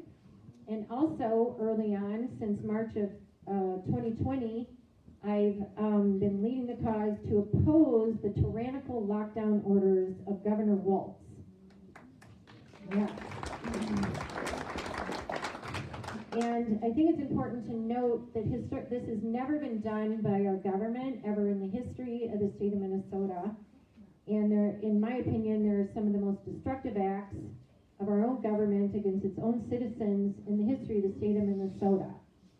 And so I support freedom. And I have a quote. It's not real short, but it's a huge motivation for me, and I think it illustrates the importance of opposing the lockdown orders with respect to businesses and shutting them down and the vaccine mandates. And it's a quote from a 1800s U.S. Supreme Court case, and it says, I quote, "Among these inalienable rights as proclaimed in that great document," and they're referring to the Declaration of Independence, "is the right of men to pursue their happiness, by which is meant the right to pursue any lawful business or vocation, the common business and callings of life, the ordinary trades and pursuits, which are innocuous in themselves and have been followed in all communities from time immemorial. It has been well said that the property which every man has in his own labor, as it is the original foundation of all other property, so it is the most sacred and inviolable. The patrimony of the poor man lies in the strength and dexterity of his own hands, and to hinder his employing this strength and dexterity in what manner he thinks is proper is a plain violation of his most sacred property. It is a manifest encroachment upon the just liberty both of the workman and of those who might be disposed to employ him."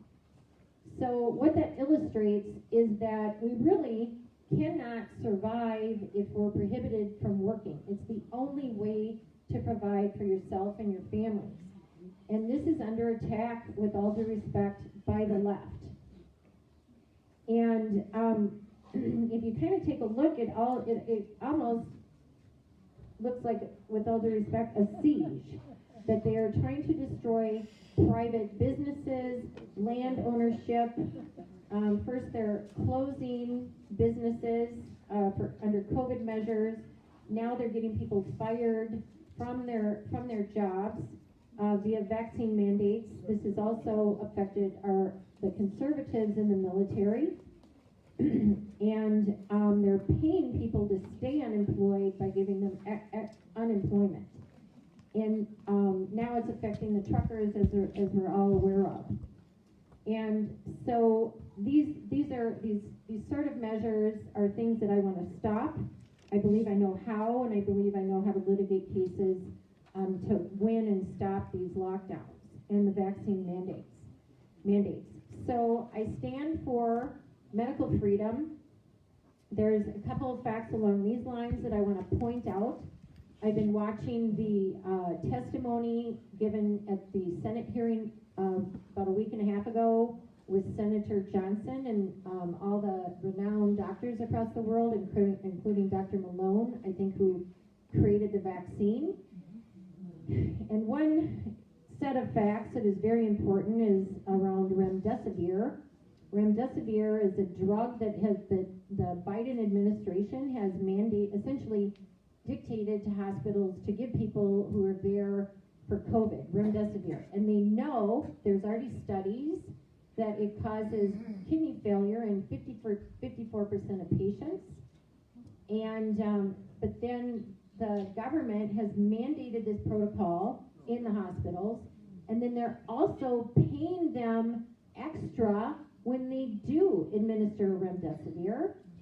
And then on the other hand, we have ivermectin, which reduces the death rate by like 50%, and then they prohibited ivermectin. And then they threatened doctors, apparently. They sent letters across the nation saying, if you prescribe ivermectin, then we're going to go after your doctor license. So they are mandating toxic drugs and paying hospitals extra for it. And you can draw your own conclusions about that, but I would definitely want to bring litigation in that regard, or even perhaps even criminal prosecution.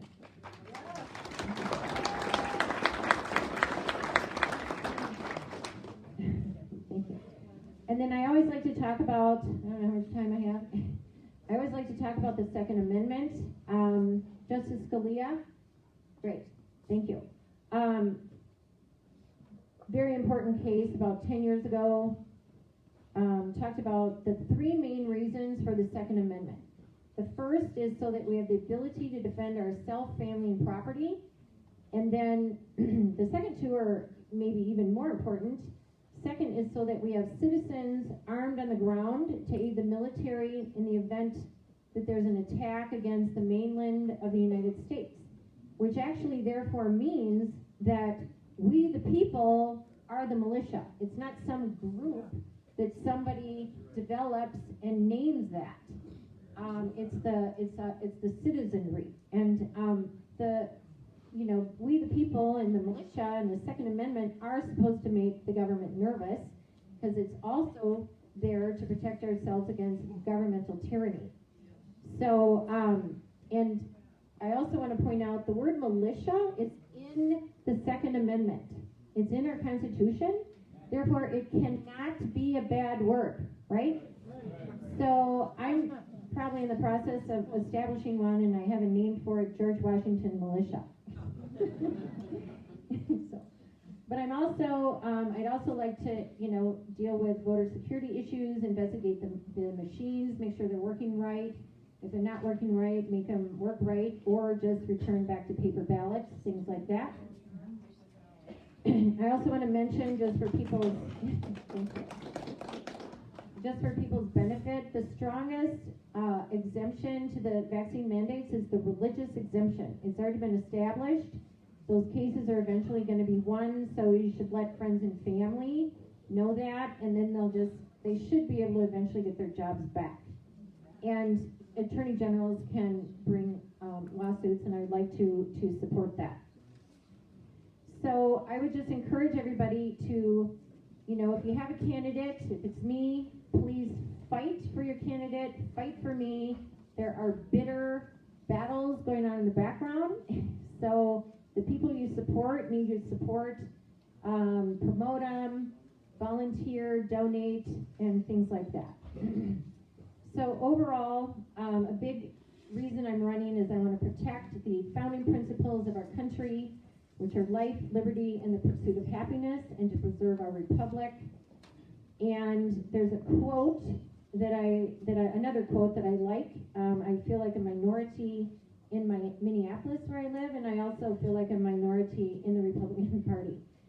So it's a quote by Samuel Adams, and it says, "It does not take a majority to prevail, but rather an irate, tireless minority, keen on setting brush fires of freedom in the minds of men."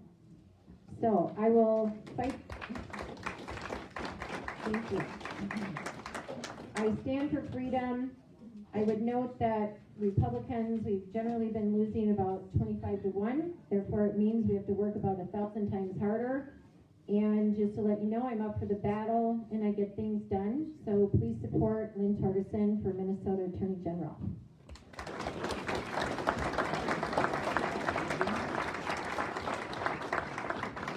All right, I have a quick announcement to make here before we move on here, and that is the people running the event are going to be passing the hat here momentarily. That's how Liberty Tea Party Patriots function. We don't get money from the public employee unions. We got a big pony up here. So when you see the bucket, throw a few bucks in it to make it go away. Is the bucket over there? There we go. There's a bucket. Feed the bucket. All right. Anybody remember the movie Silence of the Lambs? Remember the movie where Clarice Starling walks into the house where the Mr. Creepy had been doing all this stuff? There's around every corner there's something crazy and creepy and weird. Well, that's what the next Secretary of State from the Republican Party is going to run into when they walk into the elections office after 16 years of Democrat control. We need to get the Secretary of State's office back, and with us tonight is one of the people who's aiming to do that. Please welcome Kelly Johnner Byrne.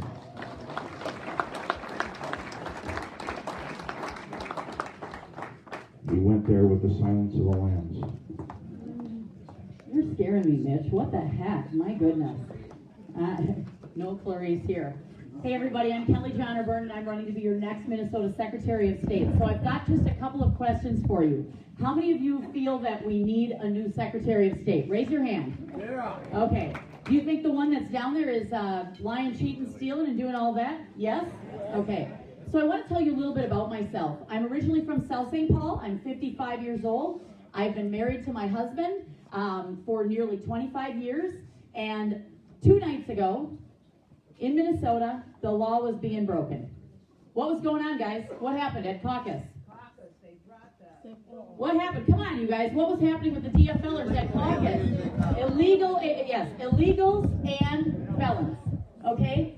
I believe in second chances, but when your when your full rights have been restored, then so be it, and not before. The DFL wants to move voter blocks, and that's a problem. So I want to tell you a little bit about my husband. My husband is from Ireland. He is a legal immigrant. He voted for his very first time in his first election, and that is the way it should go. How many of you believe that it should be only American citizens deciding American elections? 100%. Absolutely. This is an issue that is hot for me. How many of you go to restaurants? Well, if you're in Minneapolis, you mask up and do all that crazy. I'm not doing that anymore. I'm done with it. I'm done. It's over. It's done. Yeah, absolutely. You know what's interesting? I was on a Zoom call this morning. I'm a small business owner. I was on with a couple of hundred people. And the speaker on the Zoom this morning, do you know what they said? For the last 2 years, we've been under this process. I'm just going to call it a process. The process stinks, and we need to stop the process, because I'm done with that process. But this was interesting. Some of you may have 40 more years of your life left. I'm 55. 40 more years, I don't know. I got to stick around for a long time because I had my son when I was 40. So, I need to give him hell for a while. But it was interesting. We've been doing this for 2 years.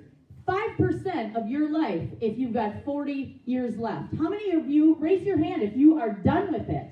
I am. I'm done with all of this. I'm done with the lying, the cheating, the stealing, the lawyers. Jensen, you said something really good. You know what we need downtown? We need more farmers and teachers and small business owners and blue-collar people and people with 2-year degrees representing us. When we have to have lawyers downtown to represent us, that doesn't represent me. How many of you think that we need more lawyers downtown? No. Okay. I don't think so. Yeah. Watch what the questions are. Okay. Stay with me. So a little bit more about myself. Grew up in South St. Paul. Graduated in 1984. My big brother graduated with Tim Peleni, and I was on the dance line with Karen Housley. She really is just this big. She really is just this big. Went to University of Minnesota. Had to work 4 jobs to put myself through school because my dad was a blue-collar construction worker. He was a union carpenter for 40 years. My brother owns a union roofing shop. I grew up in a blue-collar family. Measure twice, cut once. That was always the Eddie Carpenters in here. You know what I'm talking about? Measure twice, cut once. Okay, work with me, people. So that was really the piece. I had to work my way through school and figure it out because I didn't have any more money that was going to come my way. So the very first president I could vote for was Ronald Reagan, and that's who I voted for. And that was the last time that my family, my DFL family, voted DFL. And we were talking about this a little bit earlier. Thor, I'm never going to forget that name, God of Thunder. That was my dad and I had this discussion because how many of you have been around the planet long enough when you didn't really, you didn't ask somebody, it was considered impolite to ask them who'd you vote for, right? How many of you, that was impolite, right? So my dad and I had this discussion, and the seed was kind of planted then. It was like, I did something different than my dad, who I love and respect. But you know what? We have to get young people thinking for themselves. So a little bit more about me. The last time that we had a Republican Secretary of State in the office, who was it? It was Mary Kiffmeyer. And do you know who was her campaign manager? Me. I was. So I ran, this is my political experience, 20 years of political experiences. This is how it started. I was asked by Steve Swigum to run for House. I went through the BPOU process. The BPO who process? Okay? The BPOU process. And that's what I did. So I started from the front, and I was asked because I had opened a session of the House, a couple of them, on the National Day of Prayer, and I sang the national anthem on the mall. Okay? So I was asked to do that. I was Mrs. Minnesota in 2001. I'm super proud of it. I was the September 11th Mrs. Minnesota. My husband is a professional chef, but he was also a captain of the fire department in Woodbury, where we live, as a resident, not a citizen yet, and served for 17 and a half years. Very proud of that. I raised thousands, hundreds of thousands of dollars that year for nonprofits, from the American Cancer Society, to Go Red for Women, to autism, to lupus, all kinds of things. Our country came together at that time. We weren't blue or red, we were Americans, because everybody was invited to that party. This is what we need to do, is we need to invite everybody to our party. Do you know how many maybe not super conservative moms out there that were pissed off and didn't vote, red in the 2020 election? There's probably maybe there's some in this room, I don't know. Welcome back. And that's what we need to be able to do, is welcome people back. We need to welcome people here because they're sick of their kids being masked up. They're sick of not being able to go to a restaurant. How daft are we? We go to the restaurant with our mask on, we sit down, and magically, while you have your damn sushi, the virus is dormant. What in the world? I mean, seriously. Common sense is just not as damn common. Maybe that's what we should vote on. You need to have common sense to vote, or you can't vote. Maybe that's what we should talk about. We're talking about the wrong stuff. We got the wrong stuff on the wrong program. Anyway, I lost my train of thought on that. I was thinking sushi. Bless America. Well, I'll tell you a couple of other things. Here's some things that we have to have. We have to have voter ID. You need to have your ID so that you can, get that provisional, or so that you can get the ballot. We do not have provisional ballots. We need those. And we need to push the legislators to do their job to get it there. That was another thing Scott Jensen said. Yeah, voter ID. I watched a video last night. It was really interesting where they were talking to African Americans and Hispanics and all of these sorts of, different cultural backgrounds. I have the cultural background. My stepdaughter is Latina. Her first language is Spanish. Yes, I speak a little bit of Spanish, a little bit of German, a little bit of French. Apparently I talk a lot. But we need to be able to communicate. Are you giving me a hard time over there? Yeah. Vote for me. Anyway, we need somebody that can absolutely communicate. So, what do I want to get done? Voter ID. We can only have American citizens voting in American elections. And I would like to, I was asked by a gentleman over, there you are. You asked what I wanted to get done in the first 100 days, right? That was the guy next to you. Yeah, there you go. Yeah, okay. So we really could benefit from a subunit in the Secretary of State's office that focused on election integrity. Because as Republicans, you know what we've been doing? We chase. We're always on the defense. I'm a hockey mom. We need to be on the offense. So I want you all to pull out your phones right now. Pull them out. And I want you to go to the App Store. And you can download our free app. Can I steal your paper from you? Thank you, Del. I'm not shy. That's one thing. And you can't have some politician out there that's going to be shy. We need to have somebody who's going to ask for the vote. On the back of his is a little QR code. You can take a picture of it and you go to swipered.com. Or it'll just take you to SwipeRev in the App Store. It's free. Got it. Okay. It's free. And that's how we can communicate. So let's just say, for instance, what's your first name, sir? Travis. Travis. Let's say that Travis, do you have any friends, Travis? I'd like to think so. Okay, this is a good thing. Do you have any friends that are maybe not as political as you? And how? And how. Excellent.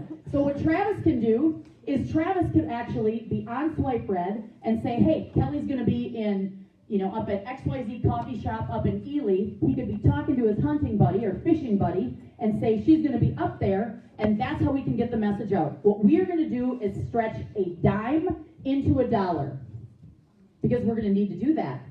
Steve Simon has already raised, I said his name, I feel a headache coming on. He's already raised like $490,000. It's going to take money, but it's going to take smarts. My background is marketing, so I'm going to keep going forward. After school, I got a really great job in sales, and I traveled the world. I've been to 42 countries, and we had owned a little property in Ireland for a period of time. Thank God that thing sold. Holy crow, it would be falling down around us now. Socialism does not work.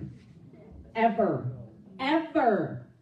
So, that situation, having the ability to travel and work in a great job, and then I lost that job. Anybody in this room affected by the 2008 economic downturn? Yeah, a little bit.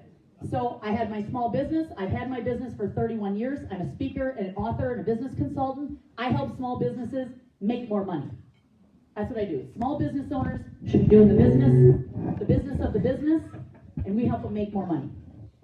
So I said, I'm not going to go work for anybody anymore. The economy stunk, and so I moved my business forward. I took it from zero. It was me and a couple of interns, and we brought it to $1 million. We need people of action. So last weekend there was a poll. There's been a couple of polls on me. There was a straw poll at State Central. How many of you are delegates? Raise your hand if you're a delegate. Okay, how many of you raise your hand if you saw me at State Central? Okay, so at State Central, we had a straw poll. I won the straw poll. Last weekend, there was a little Alpha News poll, but I thought it's convenient that they didn't publish the results of that. Very interesting. But I won that straw poll. It started on Saturday morning, and it was a pop-up, a pop-up kind of a poll. And, and when we went to bed, how many of you saw it? A couple? Okay. Well, most people that, are really interested are probably not on Twitter because, Mr. Interesting isn't on Twitter anymore. So, anyway, so we won that poll. I want to talk about two last things, and then I'm going to give the time over to the next speaker. How many, maybe? 2 minutes? Are you going to come and tackle me? I'll race you to the door, Bird. Okay, Two things. How many of you believe that we need more election judges?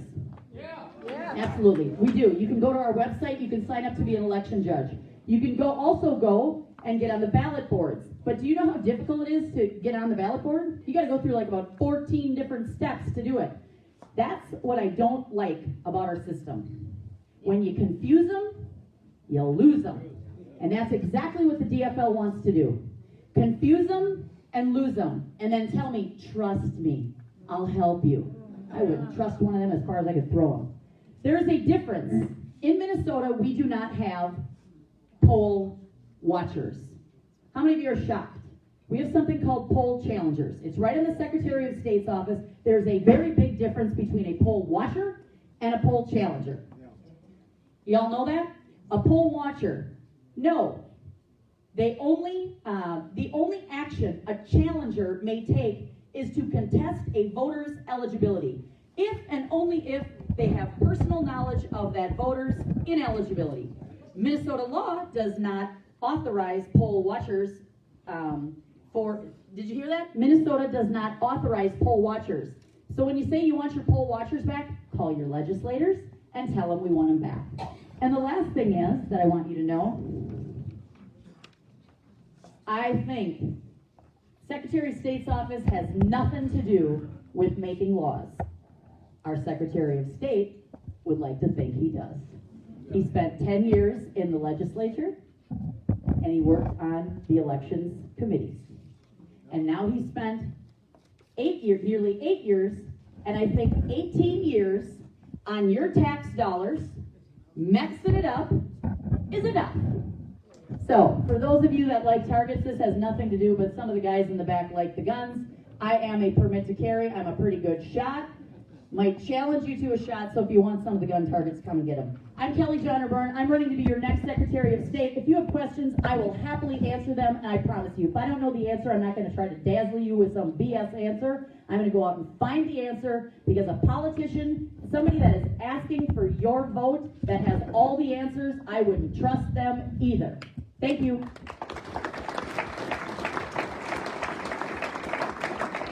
I grabbed one of those targets, but all my guns fell in Lake Superior last summer. Oh, maybe I'll get another one soon here. All right, everybody having fun yet? Yeah. All right. Well, we got one more candidate to talk about here, probably the newest candidate on the docket here today. Please welcome, running for the nomination to run for Attorney General. Please welcome Tad Jude.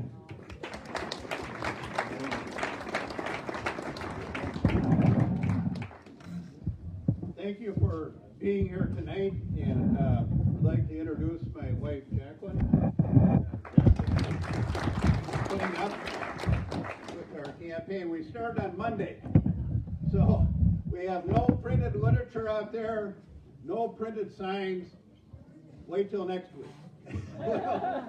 We'll make up for it. But you give me hope. You give me hope that we've got good, solid, educated voters out there, and we need them this year more than ever. I was born and raised a few years ago. I was born a Democrat. And back in those days, if you were a working family, if you were mainstream Minnesota, it seemed like you were born a Democrat. It was the Rockefellers and the Bloombergs and the Wall Street elite, they were the Republicans. I'm a Reagan Democrat. I'm now a Reagan Republican. I see Ronald Reagan in the corner in that picture over there. And he made it safe for mainstream Minnesota, for the rank and file workers in our state to be Republicans. And that's the message we need to deliver to every corner of the state, and we will do it this year. Now, we do need a change in St. Paul. I'm asking you to send at least one new lawyer. We've had a few people talk about lawyers. We need at least one new lawyer in St. Paul. How many feel we need a new Attorney General? Yeah. It's embarrassing to have Keith Ellison representing our state. The first thing I would do as Attorney General is to go through every lawsuit that is filed by the Attorney General. When we had President Trump, it didn't take much to have Minnesota suing President Trump. I haven't seen one lawsuit against President Biden. We have a hyper-partisan Attorney General, and it shows in everything that he does day after day after day. I'd give you a little bit of my background. I've been in politics a while. In fact, I was elected as the youngest legislator way back then. It was a nonpartisan legislature. You weren't even on the ballot as a Democrat or a Republican. And there are a lot of good things about that.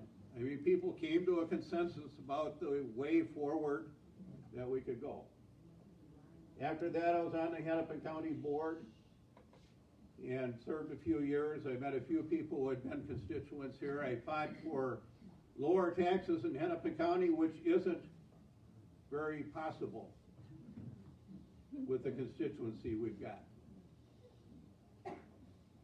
The last 10 years, I've been on the bench in the 10th district. That's Anoka County, Washington County, Wright County, Sherburne County, Pine, Isani, kind of the northern God's country. And I've got the ability, after living and breathing the courtroom, to go toe-to-toe with Keith Ellison. And if you look at what he's done to the office, I believe it's just a tragedy for the state of Minnesota. There's no better example of that than looking at the Kim Potter case. If you look at the Kim Potter case, it started out in Hennepin County, went over to Washington County.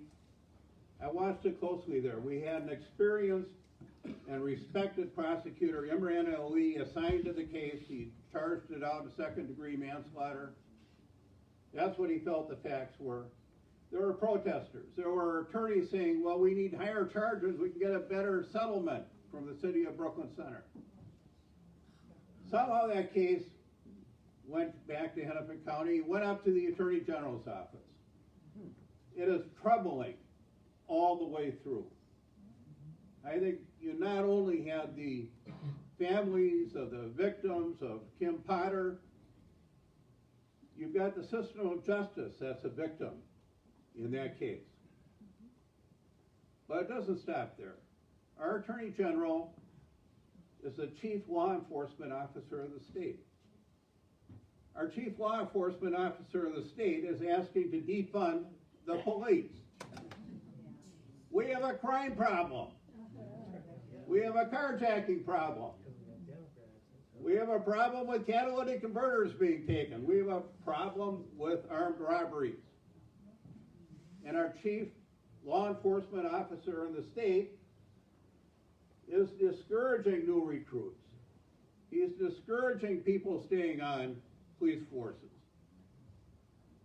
It's important that we take the proper attitude and the proper tone in the Attorney General's office. And that's what I will bring.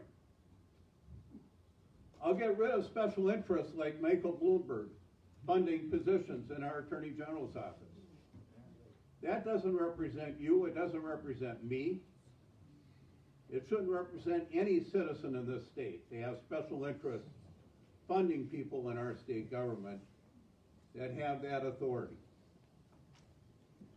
I'll make sure that we don't have vaccine passports. I find that truly un-American. But I believe I do have the ability to win elections. I won 10 elections, a number of them in tough districts.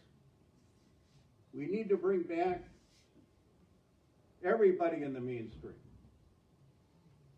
We need to bring back the independents, carry the suburbs, and if you look at the vote on funding the police in Minneapolis, we have a lot of Democrats that support the police.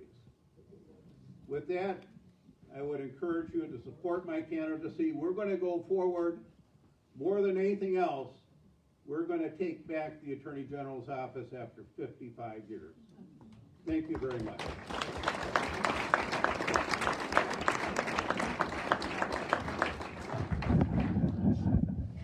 Thank you very much. Thank you very much to all of our candidates who were speaking here tonight. We actually do have a couple more who are just going to speak for a couple of minutes from the 3rd Congressional District. We have Mark Plaxel. Mark Plaxel still here? There he is. Mark, if you'd like to come up and speak for a couple minutes. Evening, everyone. I will keep it short. I am running for Congress in the 3rd Congressional District because I'm worried about the direction of our country. I remember not very long ago, back in the 80s, when the Berlin Wall came down and the Soviet Union collapsed, we thought that the good guys had won. And we did. The American dream, the American model was the envy of the world. But the left didn't go away. They went into their bunkers and back to the universities, and they came up with a whole bunch of new ideas that they have now taken out to the marketplace. They have infected the universities. They've trained a generation of teachers, and those teachers are now teaching our kids in school. And it's a toxic set of ideas. It's designed to control the way we speak, the way we think, what we're allowed to say, and cancel us when we step out of line. We need to fight that, and we need to fight it at its core. My mission, running for office, is to retire Dean Phillips. Dean Phillips, by all accounts, I haven't met the man yet, I'd like to, is smart, engaging, charming, and he presents himself as a moderate, as a problem solver. Increasingly in the Democratic Party, those two things don't go together. You can't be a moderate and a Democrat at the same time. And we need to have a candidate who can take Dean Phillips on where he lives. I've had a 40-year business career, so I have experience in economic policy. I think we need to bring common sense economics and America First policies back to Washington, D.C. We need to fight the strategy of the left to control our right to speak. We need to restore free speech, civil discourse, open discourse to our public squares. Finally, I have spent, and this is a longer story, I've spent 20 years fighting the fight for health freedom. I've been canceled. You Google me, you'll find all sorts of nasty things. All I've ever done in that fight for health freedom is to oppose vaccine mandates. And now the world is discovering that fight. So we need to defend the American dream. We need to defend the American exceptional experience. We need to not apologize for our founding fathers, for the Constitution, for the Bill of Rights. We need to stand up for America, and I'd like the opportunity to do that for you. Thank you. Thank you very much, Mr. Plaxel. We have one more CD3 candidate. That is Adam Schwarzy. Adam, come on up here. Hey, good evening, team. First off, raise your hand if you're at a caucus on Tuesdays. Heck yeah, you guys are part of the solution, not the problem. Some interesting data came out of that, though. Some really exciting data. 70% of the caucus attendees were actually new attendees. So, actually, it's actually really fascinating to think about it. What should that tell us? Is that there actually is a war of ideology happening, yes, and we're winning. That's a great thing. Who's a veteran who showed up for caucus? Thank you, brothers and sisters, for your service. So, we assembled a team. We're actually part of that 70%. I actually had over 110 people show up for precinct caucuses that were representing Schwarzy for Congress, and all of them were under 35 years old, and a lot of them were in their 20s. I think it's correct that the message is we need to appeal to a younger generation. We need to take the wisdom of our values and not lose our values, but transcribe them and teach, not talk to, but teach the younger generation and bring them into our party. I've had the most incredible experiences serving for you for the last 20 years, as both a Marine infantry leader and later as a Navy SEAL officer. It has truly been an honor and a privilege to serve you.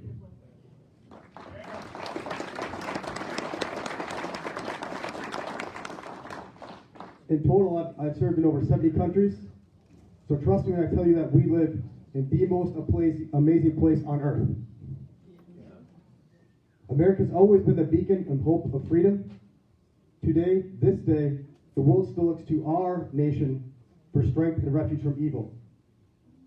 As you may imagine, my service overseas was not in tourist destinations, but it did provide an opportunity to witness weak and failed leadership.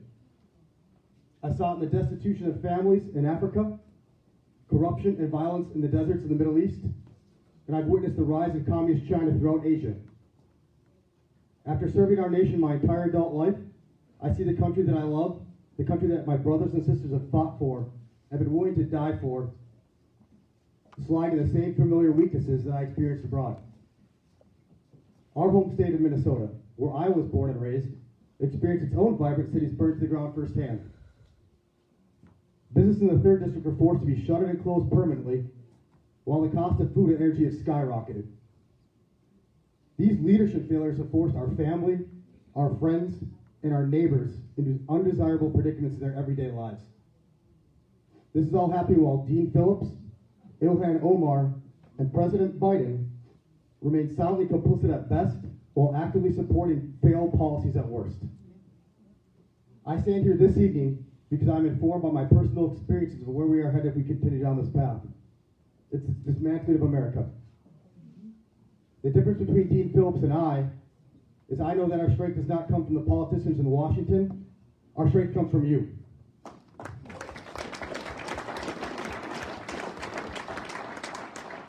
We are a safer and stronger America when we adhere to our core values of free markets, freedom of ideas, parent-driven education, fiscal responsibility, a limited government, a strong military, and respect for our laws and those who enforce them. My promise to you is that as your congressman, no one, and I mean no one, will outwork me. I'll wake up every day adhering to our seal value of the only easy day was yesterday.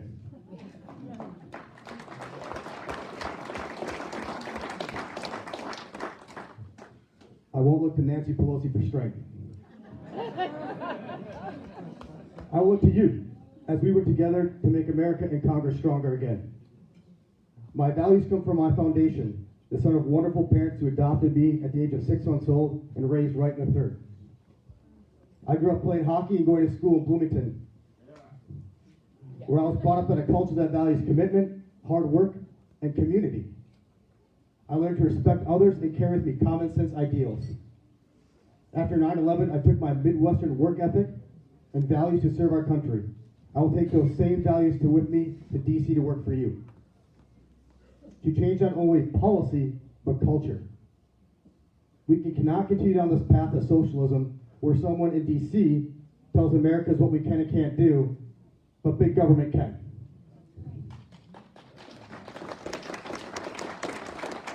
We will go to DC and remind them that the principles my brothers and sisters have fought for, have been willing to die for, are written in our Constitution.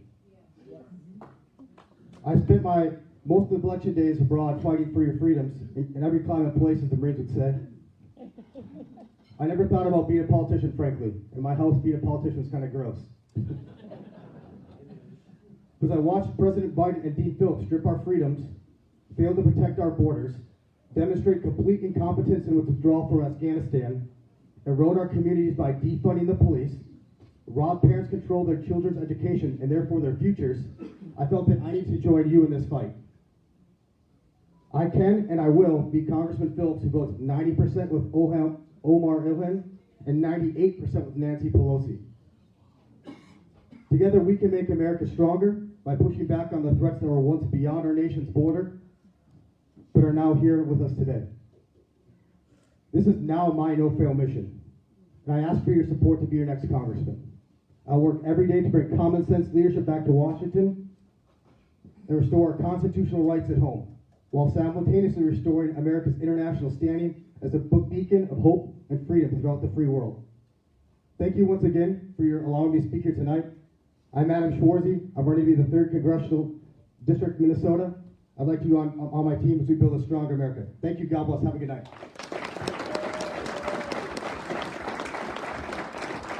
Thank you very much, Adam. Now we're going to have a short video from the Child Protection League and then some remarks from a representative of that organization. So let's see if I can get this thing to work.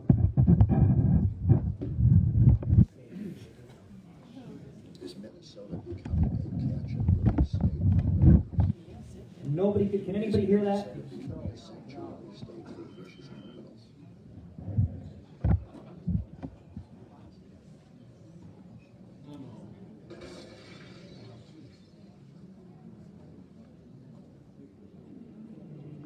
Minnesota currently is one of the worst in the nation as far as holding sexual predators accountable for their actions, for their crimes. Child pornography. It is not a victimless crime. Every child sexual abuse image and video is a crime scene. These are real children, real families, real victims.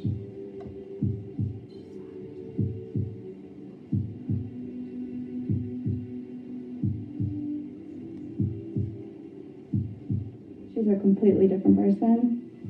She was a straight A student. She was captain of the swim team. She was class president. Now she doesn't go to school. She does alternative education, really struggling with that. She doesn't do any activities. She's withdrawn. She's really suspicious of men. She has lost all of her trust for adults. She wants to never be in that position again. And to do that, she realizes she can't trust anybody.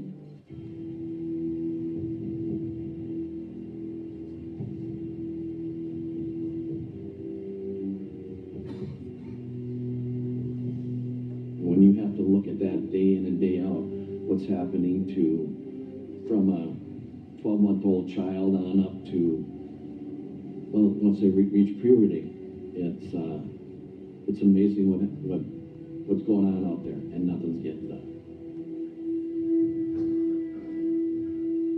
Until you've looked in the eyes of survivors and seen how difficult the time they have trying to adjust in the future and trying to have meaningful relationships, trying to rebuild trust, where they spend year after year trying to figure out, was it their fault?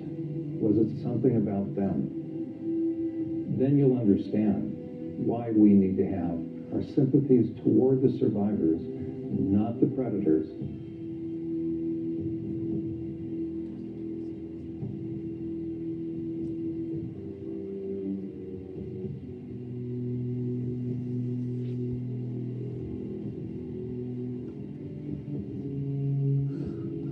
If you don't get to them within that 24-hour period, 12-hour period usually, that they're usually assaulted and then killed.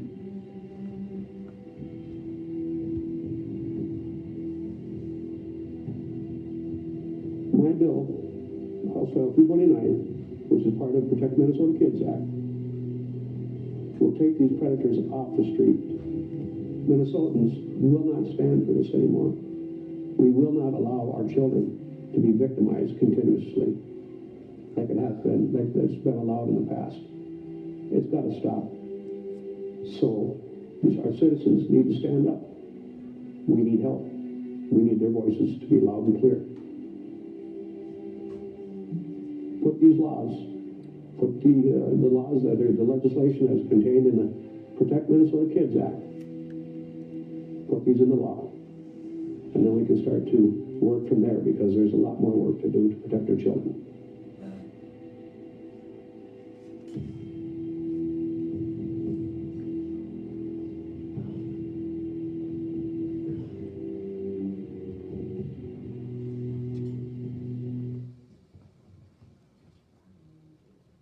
And now Kelly Jansen from the Child Protection League.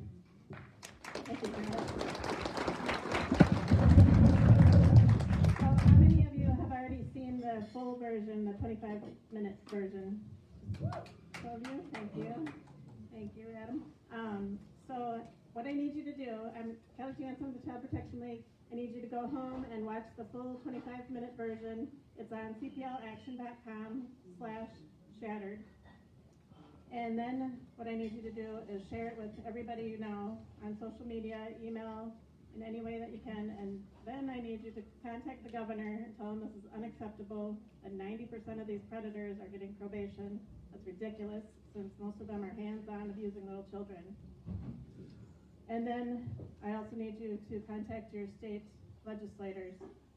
And the good news is that those of you that have already seen it and started spreading the word, we're making a difference already, because 5 House members have signed on this week and 2 Senate members have signed on already. So your voices are being heard. If you want more information, there's a lot on our website, or I have these handouts if you haven't seen these yet. And I just appreciate you guys all speaking at the same time with one loud voice and getting something changed so we get these predators off the street. Thank you. Thank you so much, Kelly. And thank you for all the work that the Child Protection League is doing in that area. They are our most vulnerable citizens, and it's absolutely tragic. Frank Long is going to now offer an invitation to a chili cook-off or something along those lines. Yeah, the Conservative American PAC is having our 5th annual chili cook-off. We'll have 15 different people making chili. Most of the gubernatorial candidates are making chili or contributing in some way. Matt Dean and Steve Drakowski will be the MCs. They're making chili that features a tree rodent, from what I hear. We'll also have Congressman Emmer, and we'll have Congresswoman Fishbach there. We'll have various Secretary of State and Attorney General candidates there. So, and I hope to see a lot of you there. So it's Saturday, day after tomorrow, from noon to 4. Although it usually stretches a little farther. It's $25. It is a fundraiser, but we do a lot of work statewide. We were previously the Carver County Conservative PAC, and we changed our name last year because we just have done a lot of work outside the county and thought that we should broaden our name and our brand so people understand what we do. But you can go to the website if you want. It's at the Autoplex in Chanhassen. So, and like I said, it's from noon to 4. It'll run a little longer than that. We've got 15 different chilies. Michelle Benson is going to be doing the dessert table. Dr. Jensen is going to be providing refreshments. And Adam says we're going to make Adam work. We don't know what, but we'll get something out of him. So I hope you guys can make it out there. It's always a great time. It's a lot of fun. And Rob Doerr's not entering, so he won't be winning again. Thank you. Thank you, Frank, and thank you for bailing us all out with this sound system that I think we're all grateful for this month. Captain Seth Keschel would like to say a few words, or I was told to offer him the opportunity to say a few words. Captain Keschel, are you still here? All right. Well, he was going to speak about securing elections. Looked like there's an event coming up in Monticello. I don't really have any other information to get you, but yeah. With that said, I will just take this opportunity to let you all know that next month we will be having some other statewide candidates join us on March 3rd. Senator Paul Gazelka, who's running for governor, will be here. Dr. Neil Shaw, who is running for governor, will be here. And both Doug Wardlow and Jim Schultz, who are both running for Attorney General, will be here. Again, that is March 3rd, same time, same place. All of you who were first-timers, hope to see you again then. And the regulars, of course, it's always a pleasure to see you, and look forward to seeing you next month as well. With that said, thank you all for coming tonight. It sort of wraps things up. Take some time, chat, meet some people you haven't met before, and enjoy the rest of your evening. Thank you very much.